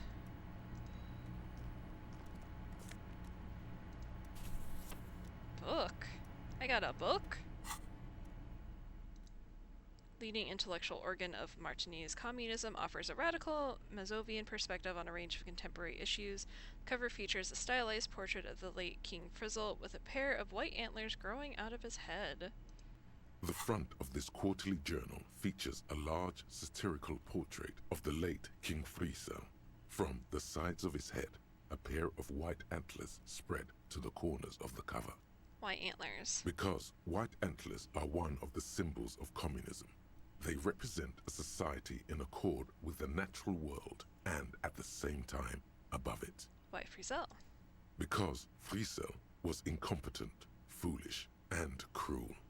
In short, the embodiment of everything the communards wished to overthrow. It's satire, you see. I see. Flip through the pages, see what catches your eye. To your disappointment, there aren't any full-color pictures to direct your attention.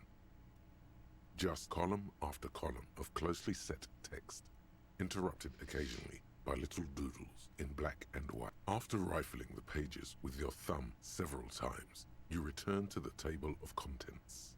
The magazine is divided into several sections: international developments, Kunst und Kultur, and local concerns. Just inside the cover, there's also an editor's note. Editor's note. Comrade, as you know, this journal takes its name from Mazov's immortal expression, "Du cristal à la fumée." This was his way of describing the way the rigid, crystalline structures of capitalist ideology turn to smoke under communism. But, like the structures of capitalist ideology, we too are at risk of going à la fumée. Unlike many publications which are content to spoon-feed their readers reassuring drivel, La Fumée is committed to telling the radical truth, even when that truth may drive away potential subscribers. Only 4 issues in, and it sounds like they've already alienated their readership. Oh no. So please, if you value our radical Mazovian perspective on contemporary politics, culture, and international affairs, please consider subscribing today. Yours in struggle, the editors. Kim, I think this is a communist magazine. What do you expect? It was laying around the office of the Debarders Union. They're probably bankrolling the thing. You flip back to the front of the magazine. The table of contents unfolds before you. I want to catch up on international developments. This section includes a long, tedious critique of the latest round of free trade negotiations between the EPIS nations and the Free State of Semenine. You also skip over an article about heavy fuel oil smuggling along the Messina border, something about bear wrestling in Samara, book riots in Yugograd. I skipped bear wrestling? Face it, you really aren't interested in foreign affairs. You're not even sure where most of these countries are. Okay, but bear wrestling was a topic. You flip back to the front of the magazine. The table of contents unfolds before you. Hey, what's Kunst and Culture? It takes a moment, but gradually it dawns on you that Kunst und Kultur must mean arts and culture. Wonderful. Why they decided to title this one section in Volda is beyond you. It evokes a sense of recognition and fellowship among those privileged enough to understand. As you leaf through this section, you come across several reviews of recent radio plays, as well as a brief artist spotlight featuring a local artist identified only as CS. CS. The main feature, though, is a long essay titled Tip Top Tournée, a critical Mazovian perspective. Read the profile of CS. This so-called artist spotlight is really just a brief Q&A. made all the briefer by the subject's evident hostility to her interviewer. Wonderful. Just a moment. What's this tip-top tourney? The actual article is surprisingly light on details, but after skimming a page or two, you gather that it has something to do with motor carriage racing. Oh boy. If you don't follow it, you only ever hear about the ludicrous sponsorships and obscene death toll. Alright, let's see what these communists have to say about tip-top. You think you're settling in for a relaxing recap of the most recent season, maybe sprinkled with some nice anecdotes about a few of the more colorful drivers. Instead, you find yourself skimming a 10,000-word feature about all the politically problematic aspects of Tip-Top Tourney. Wait, what's wrong with tip-top? Where to even start? For one, there's the crass commercialism of its sponsorships, and then there's the practically criminal emphasis on deadly motor crashes. So, all of it, basically. Excuse me, sorry. Hang on, who wrote this stuff? Oddly enough, this article has 2 bylines. Nasteb Encolada Bernal and Exilus Buka. Yeah, you know that TikTok famous for its famous car crashes. There's no way those are real names. Wait, why aren't they real names? Have you ever met anyone named Exilus? Come on, they're plainly pseudonyms. I mean, what's so bad about sponsorships, even though? Under capitalism, the article says, every pursuit has its price. Every pleasure, even one as elemental as the joy of racing others around a track, is reduced to an advertising opportunity. Oh no, advertising. Thus, the so-called tourney becomes a competition between increasingly meaningless brand signifiers. Your discount laundry detergent racing against a pack of Astra cigarettes, or even a Fritta. Right, but then you get to see them crash. And that precisely is what's problematic about it. Were it not for the promise of random, spectacular violence, audiences would quickly lose interest. At the end of the day, it's the destruction of these 750,000 real races that you're really watching for. No, I'm pretty sure I like it for the racing, or wow, you're right, I really am just in for the violence. Everyone likes a spectacle, but I don't really want to watch anyone die. Sure, you think that, but subconsciously, it's the visions of brand names being engulfed in flames that you crave. Oh, so I don't want death, I just want to see brands explode. I guess I've never thought about it that much. That's because you haven't been reading critically. But don't worry. The whole point of these sorts of articles is to let someone else read critically for you. Kim, this article says that no one really watches Tip-Top Tourney for the races. Ah, come on. Can this article read your mind? It seems to think so. A certain kind of young man reads 1 or 2 books and suddenly thinks he understands the secret structures of reality. If I had to wager, I'd say they've never even seen the inside of a motor, much less a motor race. I take whatever they write with a large grain of salt. Okay. You flip back to the front of the magazine. The table of contents unfolds before you. Let's see what they mean by local concerns. Unsurprisingly, much of this section is taken up with articles declaring unqualified support for the dock workers' strike. I mean, yeah. You skim the headlines. Paint the harbor red and white. Martinez tames the wild pines. A city in revolt. First we take Martinez, then we take La Delta. Finally, there's a brief article by the writer, G. Martin, accusing the owner of the Capeside Apartments of illegally attempting to evict certain communist tenants simply for not having paid their rent.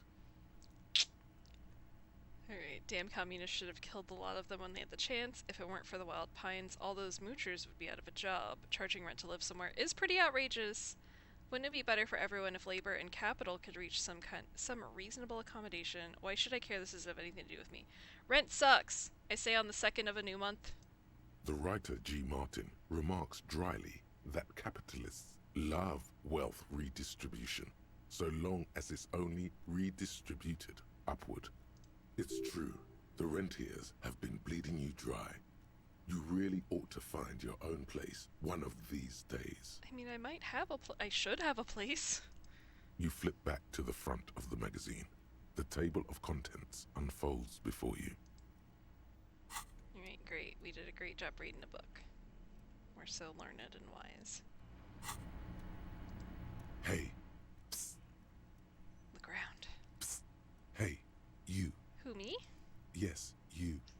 Word on the street is you're ready to start building communism again. How come there's word on the street?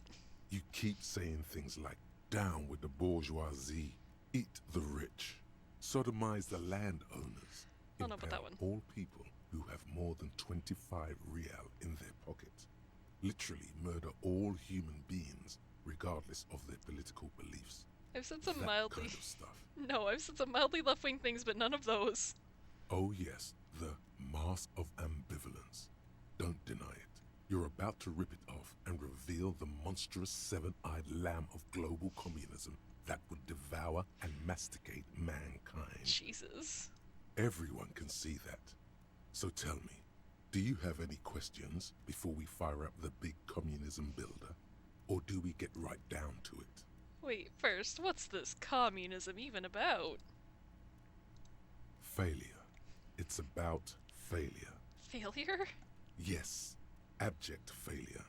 Total, irreversible defeat on all fronts. Absolutely vanquished, beaten, curb-stomped and pissed on. Until you came along.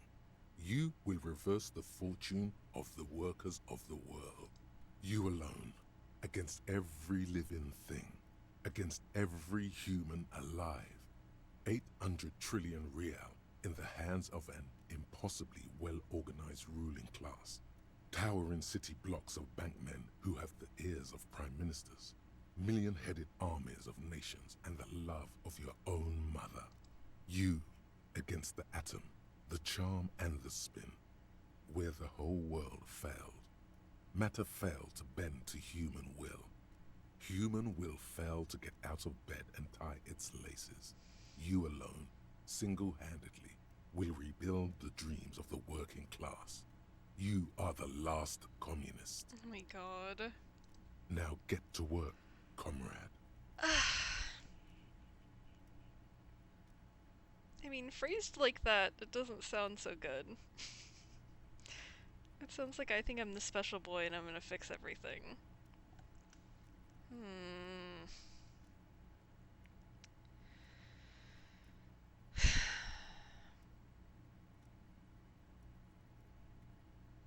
But you are the special boy who will fix everything. Look, man, I don't know a lot about communism, but I feel like it's not special boy syndrome. Oh my god.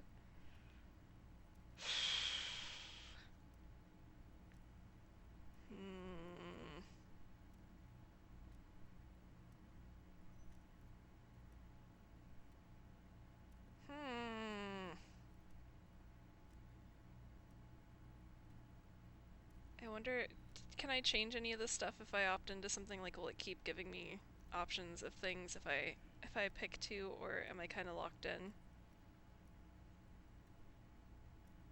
Because again, I just don't really love the way they phrase that, but if I'm already making choices in that direction according to the game, it might not be so bad.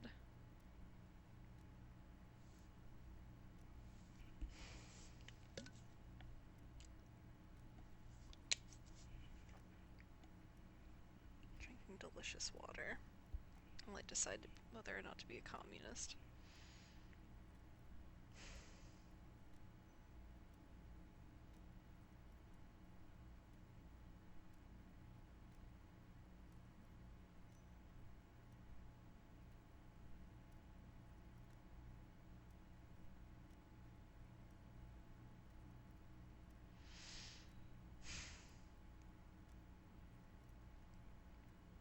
Ugh, I don't know. I kinda... I'm gonna opt out. Very well.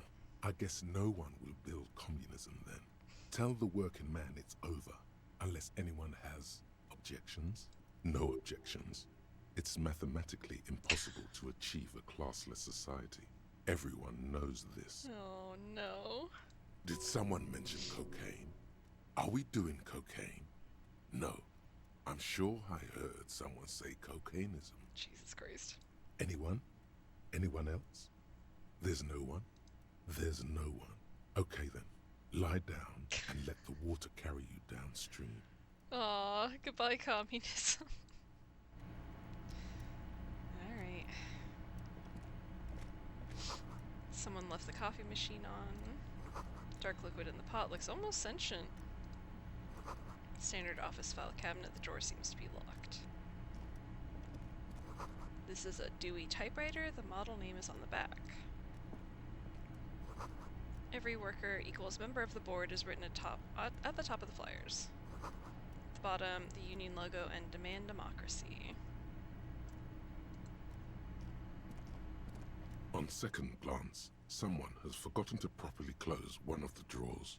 It's unfortunate for the Union to just leave their paperwork lying around like this. So unfortunate. Let's see what's inside, he thinks. Open the drawer.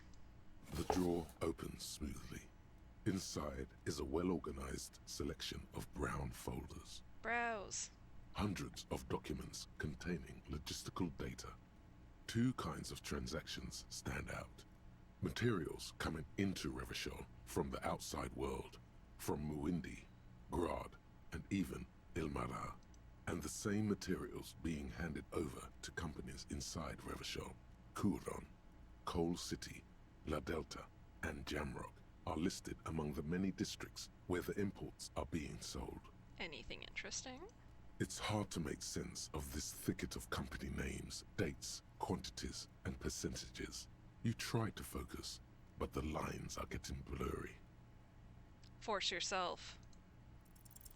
Look how blurry all the lines on these papers are. How unwieldy your own willpower is to yourself.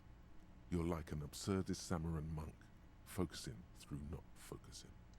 Hermeneutics was almost within your grasp, but now only vague letters float before your eyes. Less meaningful, but aesthetically more pleasing. Could I actually focus through not focusing? You're a police officer, not a spiritual healer. You can focus the normal way by turning your attention to something and not letting go. If I let my eyes go completely out of focus, all the shapes start melting into each other. Is that what you're doing with those folders over there? Yes. Right. This is probably not relevant to our case. After all, we're not investigating an accounting mystery. I can force myself again? Whatever's hidden here is hidden well. Concentration isn't enough. Only a trained accountant with a background in logistics would be able to really make sense of it. However, there is a little handwritten note stuck on the side of the drawer. Look at the note. It appears to be a to-do list written in large, uneven capital letters. Remember, Leo, Everart's shoes, special whirling borscht, water Everart's plants, sweep office floor, more banners. All items on the list have been crossed out, and the note itself is crumpled. Alright, look, Kim, a to-do note with a list of errands for Everett. One of his aides must have left it. Nothing incriminating here. The special borscht seems a bit odd in the list. What is so special about this borscht? Code for drugs? Booze? Blood? Take another look at the note.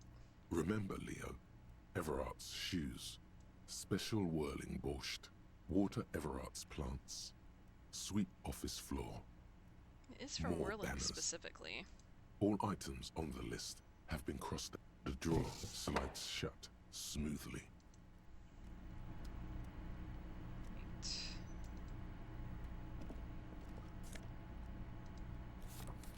Postcard. Laminated postcard offers a glimpse across the river. A little more than a decade after the war, the eastern bank is already fully renovated. The hillsides are lush with gardens and residences. Someone's parked a small beige airship by the fountain. This postcard will sell for a pretty penny. No, it won't. It'll sell for 34 cents. Not a danged thing. Okay. I don't think I can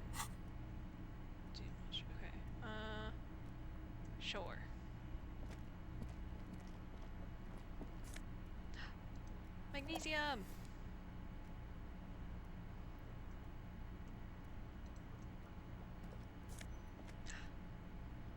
Neat office shades, visual calculus, negative drama. Maybe worth it. Who needs drama?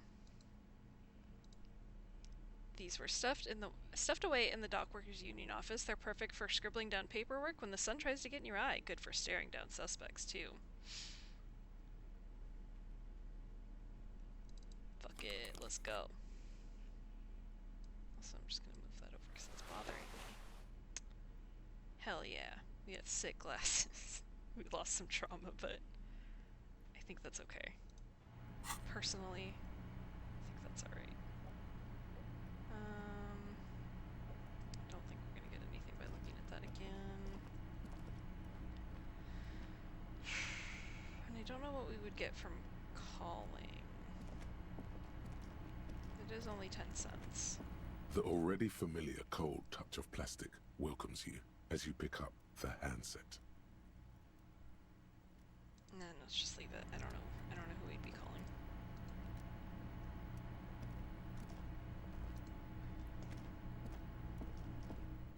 I'm sure we'll be through here again.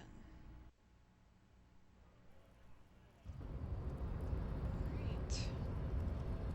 We did so many things. It's gonna be the racist. Weird racist. Confusing racist. Go bother Manana. Hello, sir, I'm one of you now. So, how'd you like our harbor? You've been in there, he means. Talked to the boss man too, probably. Labor utopia, not approvingly. It's but a rest area on the path leading across open plains. He nods solemnly, then turns to you, a wide smile adorning his face. Right. You talk to the boss, eye to eye, like men of the plain. If you have any more questions, I'm set to talk. Any idea who killed Hangman? The mercenary, eh? Who could have killed him? That's indeed the question. Why even do such a thing? He shakes his head solemnly. Harbor is a prime area of suspicion. In your opinion, are the dock workers involved in the killing? What a thought! Why would noble workers resort to such a thing? Unless they were pushed, of course. Pushed how? Your dead guy was an enemy combatant. What does that mean? He was an agent of the opposition, attempting to undermine our honorable efforts. Did you kill him? I ain't the murdering type, but that's just me. Large organizations like our union have all sorts of men, with all sorts of skills. So that's why the scab guy was nervous, probably. Because the guy who got murdered might have been like him. Understood. This has been of limited use. Still, thank you. No problem. I wish the best to you in your search. Sure, I'm glad it's not my search. He takes a sip from his flask. Right, Everett said you had a key to a door. A key, huh? What door is this key supposed to open? He said it belonged to a weasel. Oh, say no more. I got you. He taps the side of his nose with a little wink. I got that key right here. And let me tell you, it's mighty good of you to help us out during the strike. Working class solidarity, as they say.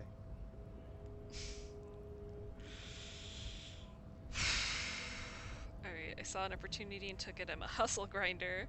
I heard something about a weasel and it didn't sound like a local polar weasel, if you know what I mean. I'm not opening the store for myself, I'm opening it for all working men. I'm not really doing this for political reasons. Let's do the second one. Polar weasel? Oh. I know what you mean. I'm pretty sure he's actually Occidental, though. So you're gonna be committing fratricide, my racist friend. Aww. Oh no. What you're I don't know looking what I for is a said. basement door behind the greenhouse. That's behind the wailing in rags. That's all I know. Our organization is what you call compartmentalized. Means we keep out of each other's business. Okay, but where did you get the key from? The janitor gave it to me. Nice fella. We talked about life and things that really, truly matter. His gaze wanders off into the distance. None of this mess we're in. This jiving and juggling.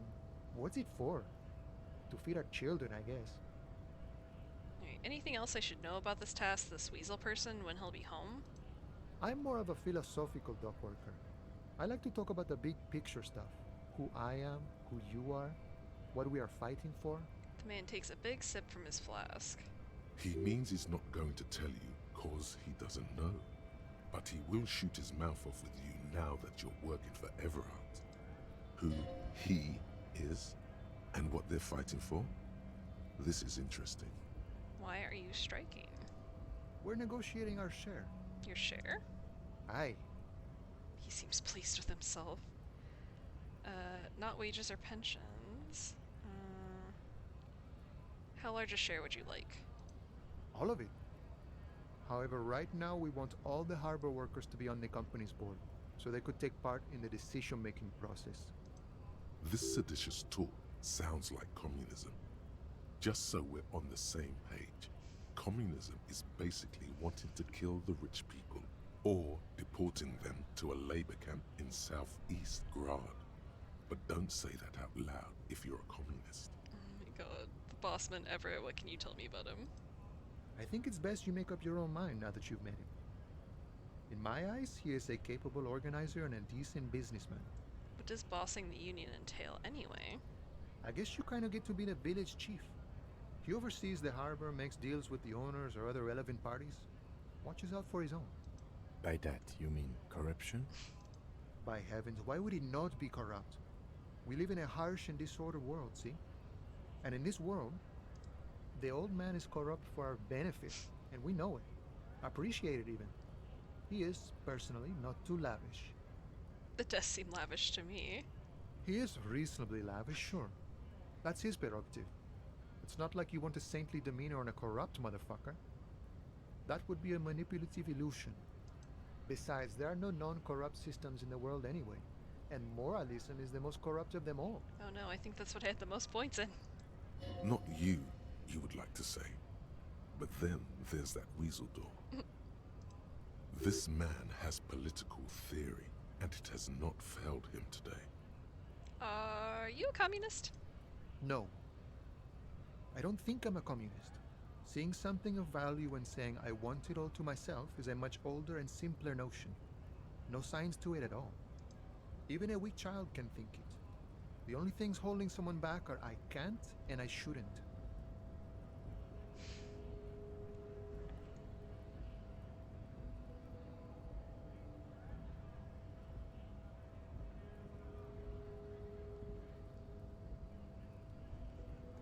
Cool, I don't have anything to add to that, I guess. A none of the above kind of man. No harm in being that. You seem to spend a lot of time thinking about the political situation. Sure, I've had the necessary free time. Fortunately, there's always time. He spreads his arms wide, using the reach to show how much time he has. The look in his brown eyes conjures up an understanding. For him, having command of his time is the most important thing. It all comes together now. The way he speaks about scabs, his general attitude. He's a follower of a 500-year-old Franco-Nigerian Boyadero code, itself an appropriation of Vespertine cool. That of a noble peasant or a traveling herdsman. True to yourself, independent in your actions, loyal to your friends. It doesn't sound that cool. Sounds antiquated, obsolete, passé. It's not disco. I don't know. I kind of like the sound of it. Maybe I'm one. No. But... No. The man sits on the railing, his hands reaching far and wide. Yet it feels as if he could, effortlessly, go even wider, if need be. An endless torrent of time. Good talking to you. Alright. Let's see. Oh, I was clicking my book, not a place. There you go.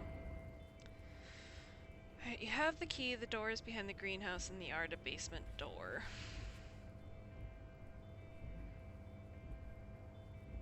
Alright, have we gotten anything interesting? I'm so communist, Jesus. Ultra-liberal. Apparently none in that. And we went up another on the good cop, bad cop. Okay.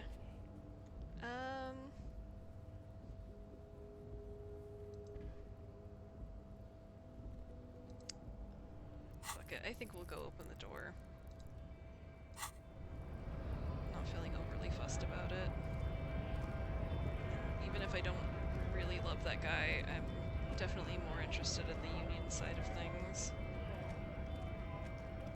Oh yeah, I can cash my can cash my stupid big check. And maybe I can buy my my boombox.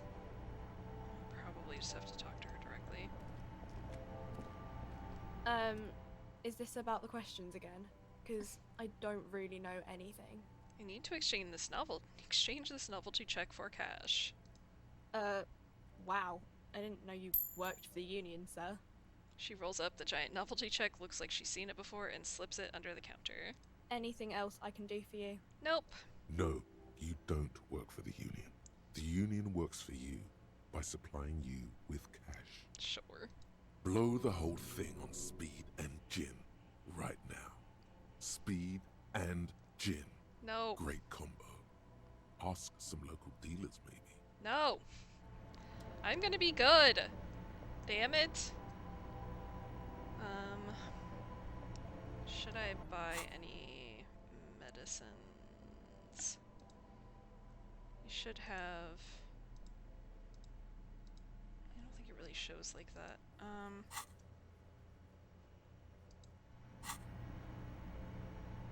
Have one charge. 4 charges for morale. So that's probably okay.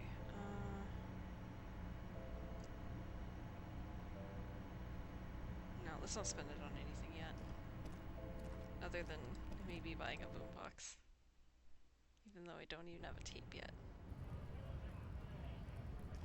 I wonder...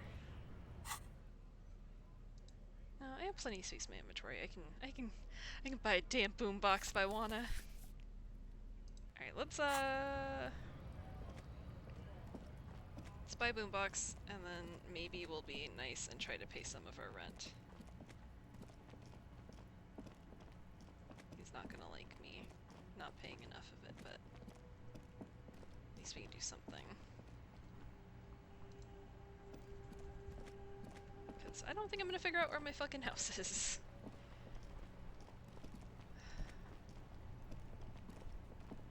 Seemed like that was kind of a dead-end thought. Is it something new?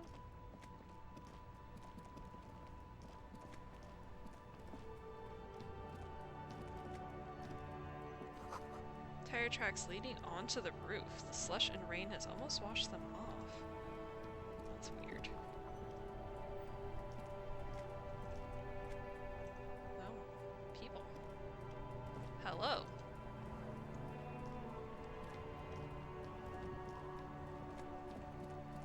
Life doesn't need to be a struggle.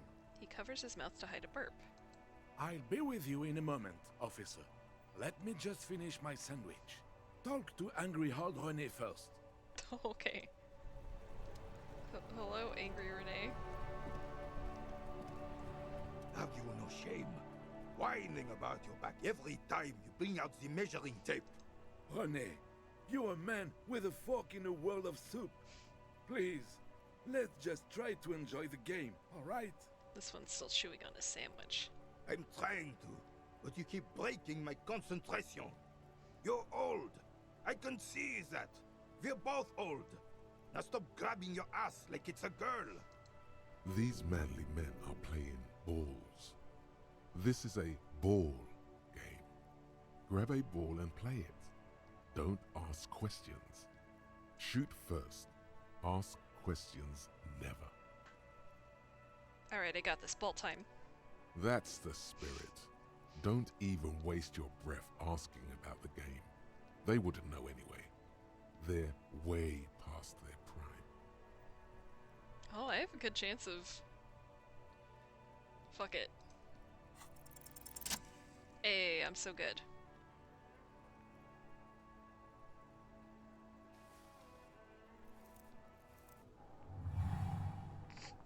You are are immediately surprised by the ball's lack of weight.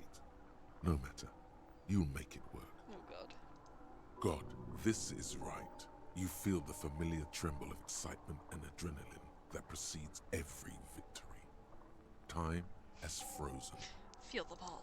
The cold metal ball is surprisingly smooth against your neck. It has a pattern on it, probably a sponsored ball. Yours would only be covered with bumps of learning and scars of victory. Already your muscles are adjusting to the weight, the nervous system calibrating, until you and the ball have merged into a single entity. The man ball is ready. Man ball! Taking the surroundings. A chilly breeze ruffles your hair as you stand there, feet firmly planted. All sounds, smells, even the wind, everything fades until the only thing left is the union of man and ball. There's time for a last glance inward. Who am I? An embodiment of pure motion, a fine-tuned locomotor running at maximum efficiency. Some would still say you're a cop, but I guess we're beyond that now. The inertia can be contained no more than a bullet leaving a gun. Let go. Be the bullet.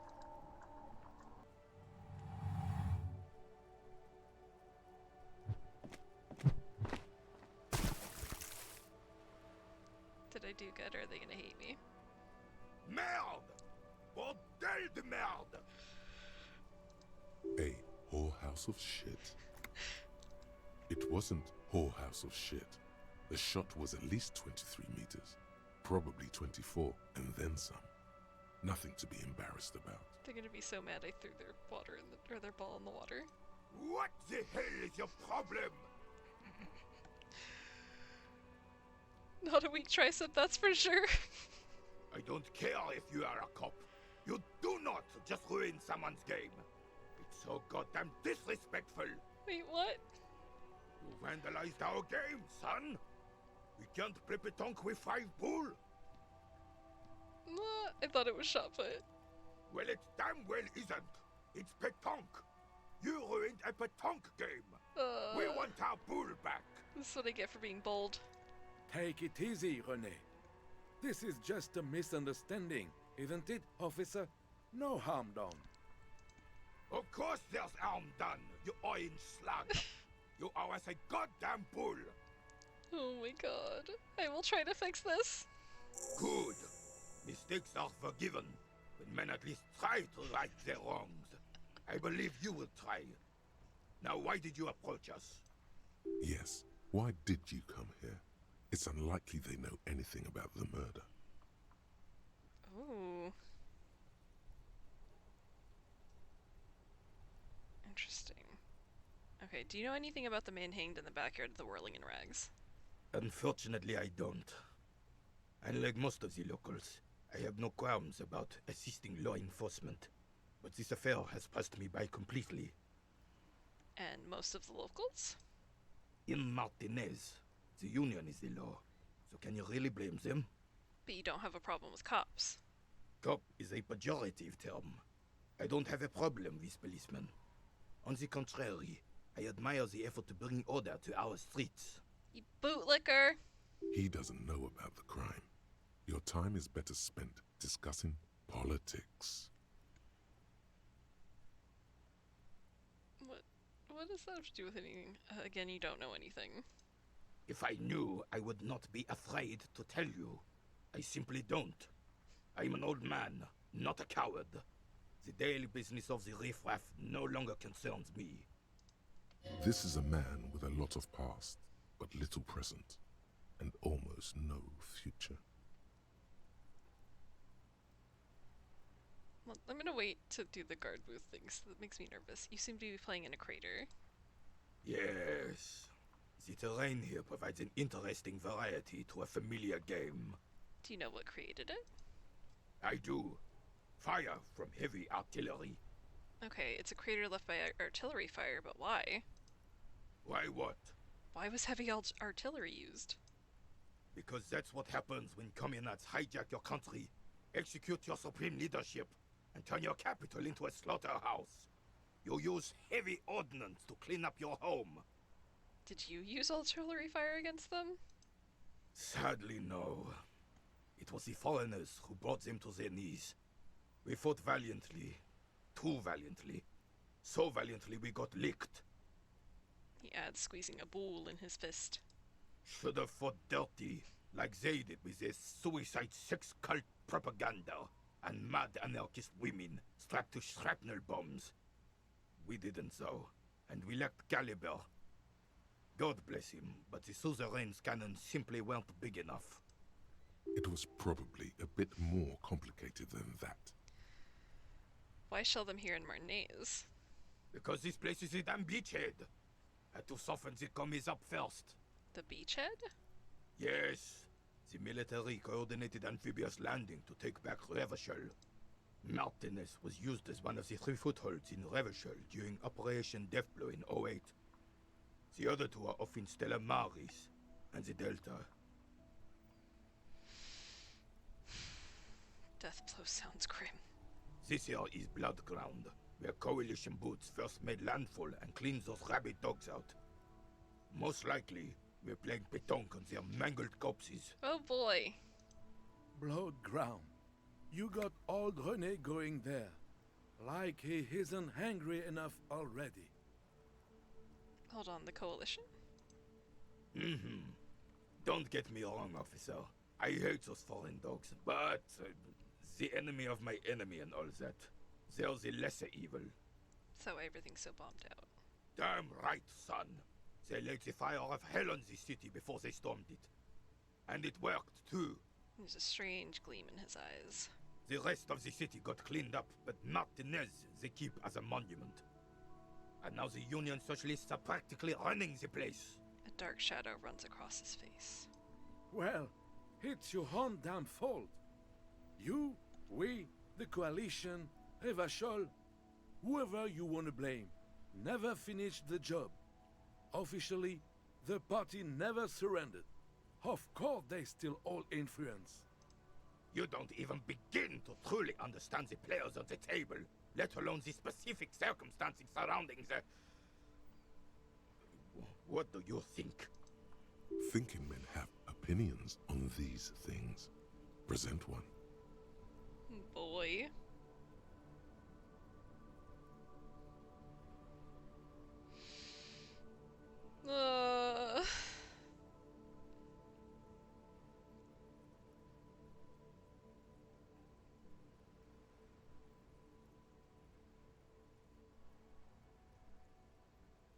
I don't love any of these choices. I would do the nothing one, but that just seems fucking weak sauce.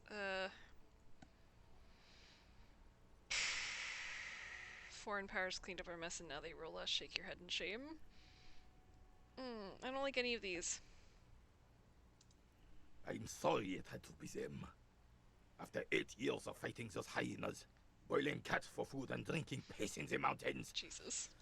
I would have preferred if the Right Honorable King Guillaume returned through Revachol, or even if that damn clan Frisel had risen from the grave and led us. Sadly, that was not the case. This royal failure weighs heavily on him. Instead, all that is just, holy, and beautiful in the world was wiped away, and now it's neon signs with toothpaste ads everywhere. Foreign influence peddling garbage and stupid music on the radio. He sighs. This is just what the commies wanted. This was their plan all along. This is what they wanted to replace the role of the suzerain with. Who is this Frisel? Damn Frisel. He was the king we couldn't protect. The Carabineers failed him, and the crown. He died in the hands of the Hyperlay, in a very public execution. You mentioned Guillaume? A true king in both blood and mind, led Revachol before Frisel. He would have been better, but the damn commies drove him into exile. What exactly is a suzerain? The suzerain is the king! Suzerain. Has everyone forgotten already? They've forgotten already. It's no use talking to you. You were still in Daddy's balls when it happened. When we took our last stand against the filth and rode the cavalry straight into gunfire. Alright, I saw the statue of Philippe. Ah, yes! King Philip III, on his steed. A reminder of what Revachol once was. Oh, absolutely. At the mercy of a cocaine-snorting tyrant who emptied the treasury so he could sleep on a bed of gold. Wonderful. Cocaine? Cocainum? Sounds like our kind of king. And just imagine what kind of cocaine a king would have had. A superpower, feared and respected. A testament to what this country can be under the leadership of a true king. Someone who knows how to rule. How should a true king rule? Decisively, without fear of offending the sensibilities of the frail and weak-minded among his subjects. This is something the insurgents never understood. Seems to me a leader should take care of his people before himself. A nation is only as strong as its leader. That's why it was such madness to try to... Don't get started on that again. What happened, happened. There's some weariness in his voice now. He's heard this rant many times before. The Carabinier doesn't reply, but his entire being communicates unbreakable resolve. What was that about cocaine? Oh, Hall Philip was a big fan of the purple nose candy the nobility loved so much. A cocaine connoisseur of sorts. His egocentricity is borderline legendary. You can't even take the responsibility for yourself. How could you fathom the responsibility weighing on the shoulders of a ruler? Yes, obviously annoyed. Look, that guy needed that cocaine, okay? You just don't understand. That's why the Philippian kings use cocaine. For clarity of vision. To aid in their work. Regnum cocainum. Revachol's finest years. He seems to grow taller, brimming with pride about the past. I'm satisfied with this explanation. Of course you are. Of course. Clarity of vision. Awareness. Philippe III was even brought into this world with the help of cocaine. The court made him administer the dose to his mother when she was in labor. And it is well known that with the help of cocaine, only the purest, of course, he was able to connect with higher realms. Jesus Christ. Higher realms. Of course, it all makes sense. Obviously. He's just making excuses for the king's habits, isn't he? Yes. Seems like irresponsible behavior for a monarch. Drug users shouldn't even operate heavy machinery, much less rule countries. Alright, what was that about higher realms? Sounds interesting. It's really not. Please, do spare us the cocaine fairy tales. Yes, indeed. We're not here to investigate the drug trade of centuries past. Aww. Alright, let's talk about something else. Right. Alright, I am not gonna do that. I found your guard booth, Renee. Yes, the Debardeurs Union pays me to stand vigil during the nights. Not out of any political allegiance, mind you. I'm an old man. Don't sleep more than a few hours every night anyway, and money is tight. He adds with a slight sigh. He feels like he has to justify himself for some reason. We're gonna avoid asking about the girl. At least for right now. You must have seen something on the night of the murder. Your booth looks right into the yard. Yes, it does. Unfortunately, I wasn't working that night. Been on a 2-week leave since last Monday. Hold on, why do you want to leave? It's a private matter. Nothing to do with your investigation. You see, officer, René is the kind of man would rather die than admit he needs medical assistance or, God forbid, sick it. A real man's man is just gonna ride it out. Oh boy. I'm fine, goddammit. Mind your own business. It's nothing. Just got to cut back on coffee. Oh, okay. So who was working your shift that night? No one. The boss has been unmanned since last Monday. There's no other guard. It's just me. He looks suddenly very tired and old. No one has been guarding the container yard since last Monday. Yes. It's not actually an issue. I mean... Look, officer. The container yard doesn't actually need a guardsman. Never had one before, René. Monsieur Claire had that booth built specially for him. It's mostly decorative. Mostly decorative. The possibility of someone being in there is enough to discourage any ill-minded individuals. He tries to argue. Evrard created this job for René because he knows the Royal Carabinier's pension of honor and PTSD isn't something a man can live off. A decorated Kingsman collecting tear reflects bad on the whole neighborhood. His words. Alright, Everett gets it. Big guys looking after the small and everyone working together. I love it. Such dependency only weakens a man further. Do or die. There's no middle ground. Renee is but one man. We need a program. Get all the elderly back on the job market. Keep folks motivated. Renee should rent out his services. Invest the profit. Get a few more guys. Expand. Repeat. Wage work is dead end.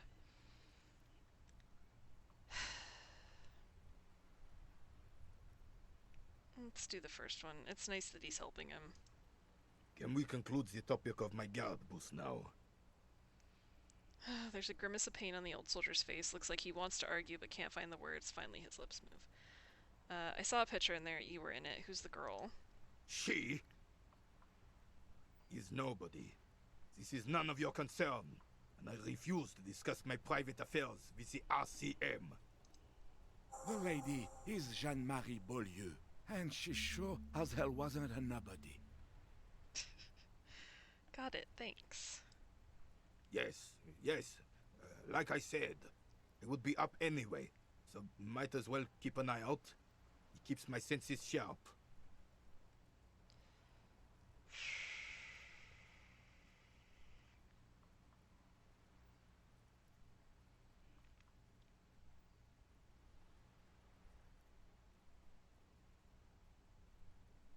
Fuck it.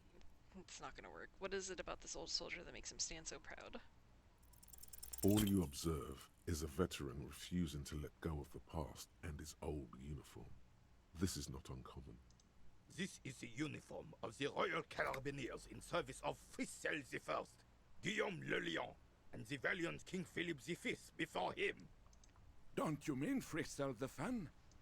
You do not speak his name, Craven, although he was a clown. But he was our clown, ours to ridicule and to mourn. There's something you missed. You will get to it. Don't worry. Oh, okay. Thank you for your time. Alright, I gotta get a ball back. I can level something up.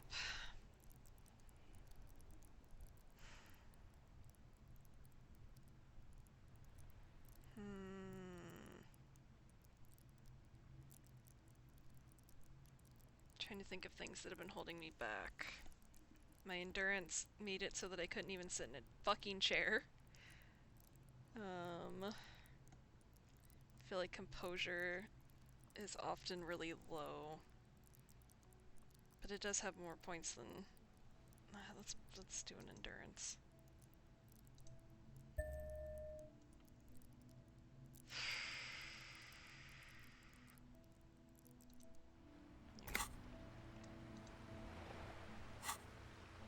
Alright, I have to open a door. I have to replace a ball. Due to confusion over the game Renee and Gaston are playing, you threw one of their petanque bowls far into the sea. The shot was excellent, but now you owe them a bowl, or at least a similar looking metal sphere. Alright. Then we completed some things, or... Oh, I can try some stuff again, probably.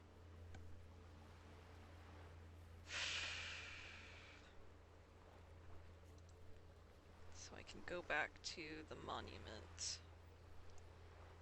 I think that's the only technically new thing. What? Come on, scroll. Why do you hate this so much?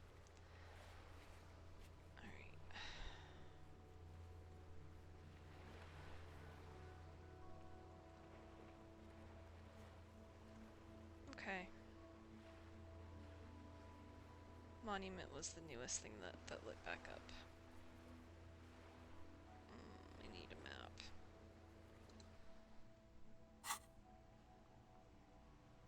Okay.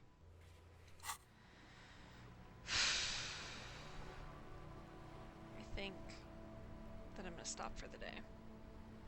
We do have like a whole new handful of things to do. I don't think I need to take notes on it. I should be able to kind of catch back up again. I'm not sure if I'll play again tomorrow. I do get the suspicion that I'll want to play again before Sunday.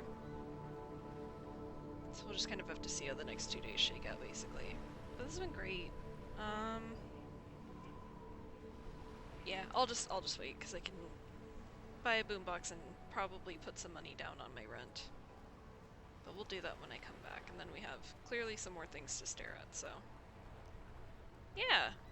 We did a decent amount today. We got our jacket back, we got some money. We went to at least a few new locations.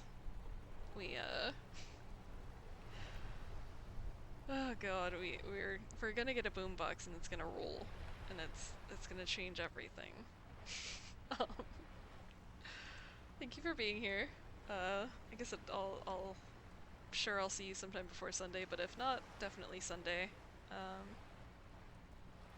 It's been great so far, so I'm looking forward to playing more. Hope you have a great rest of your day, and I will see you then. Bye.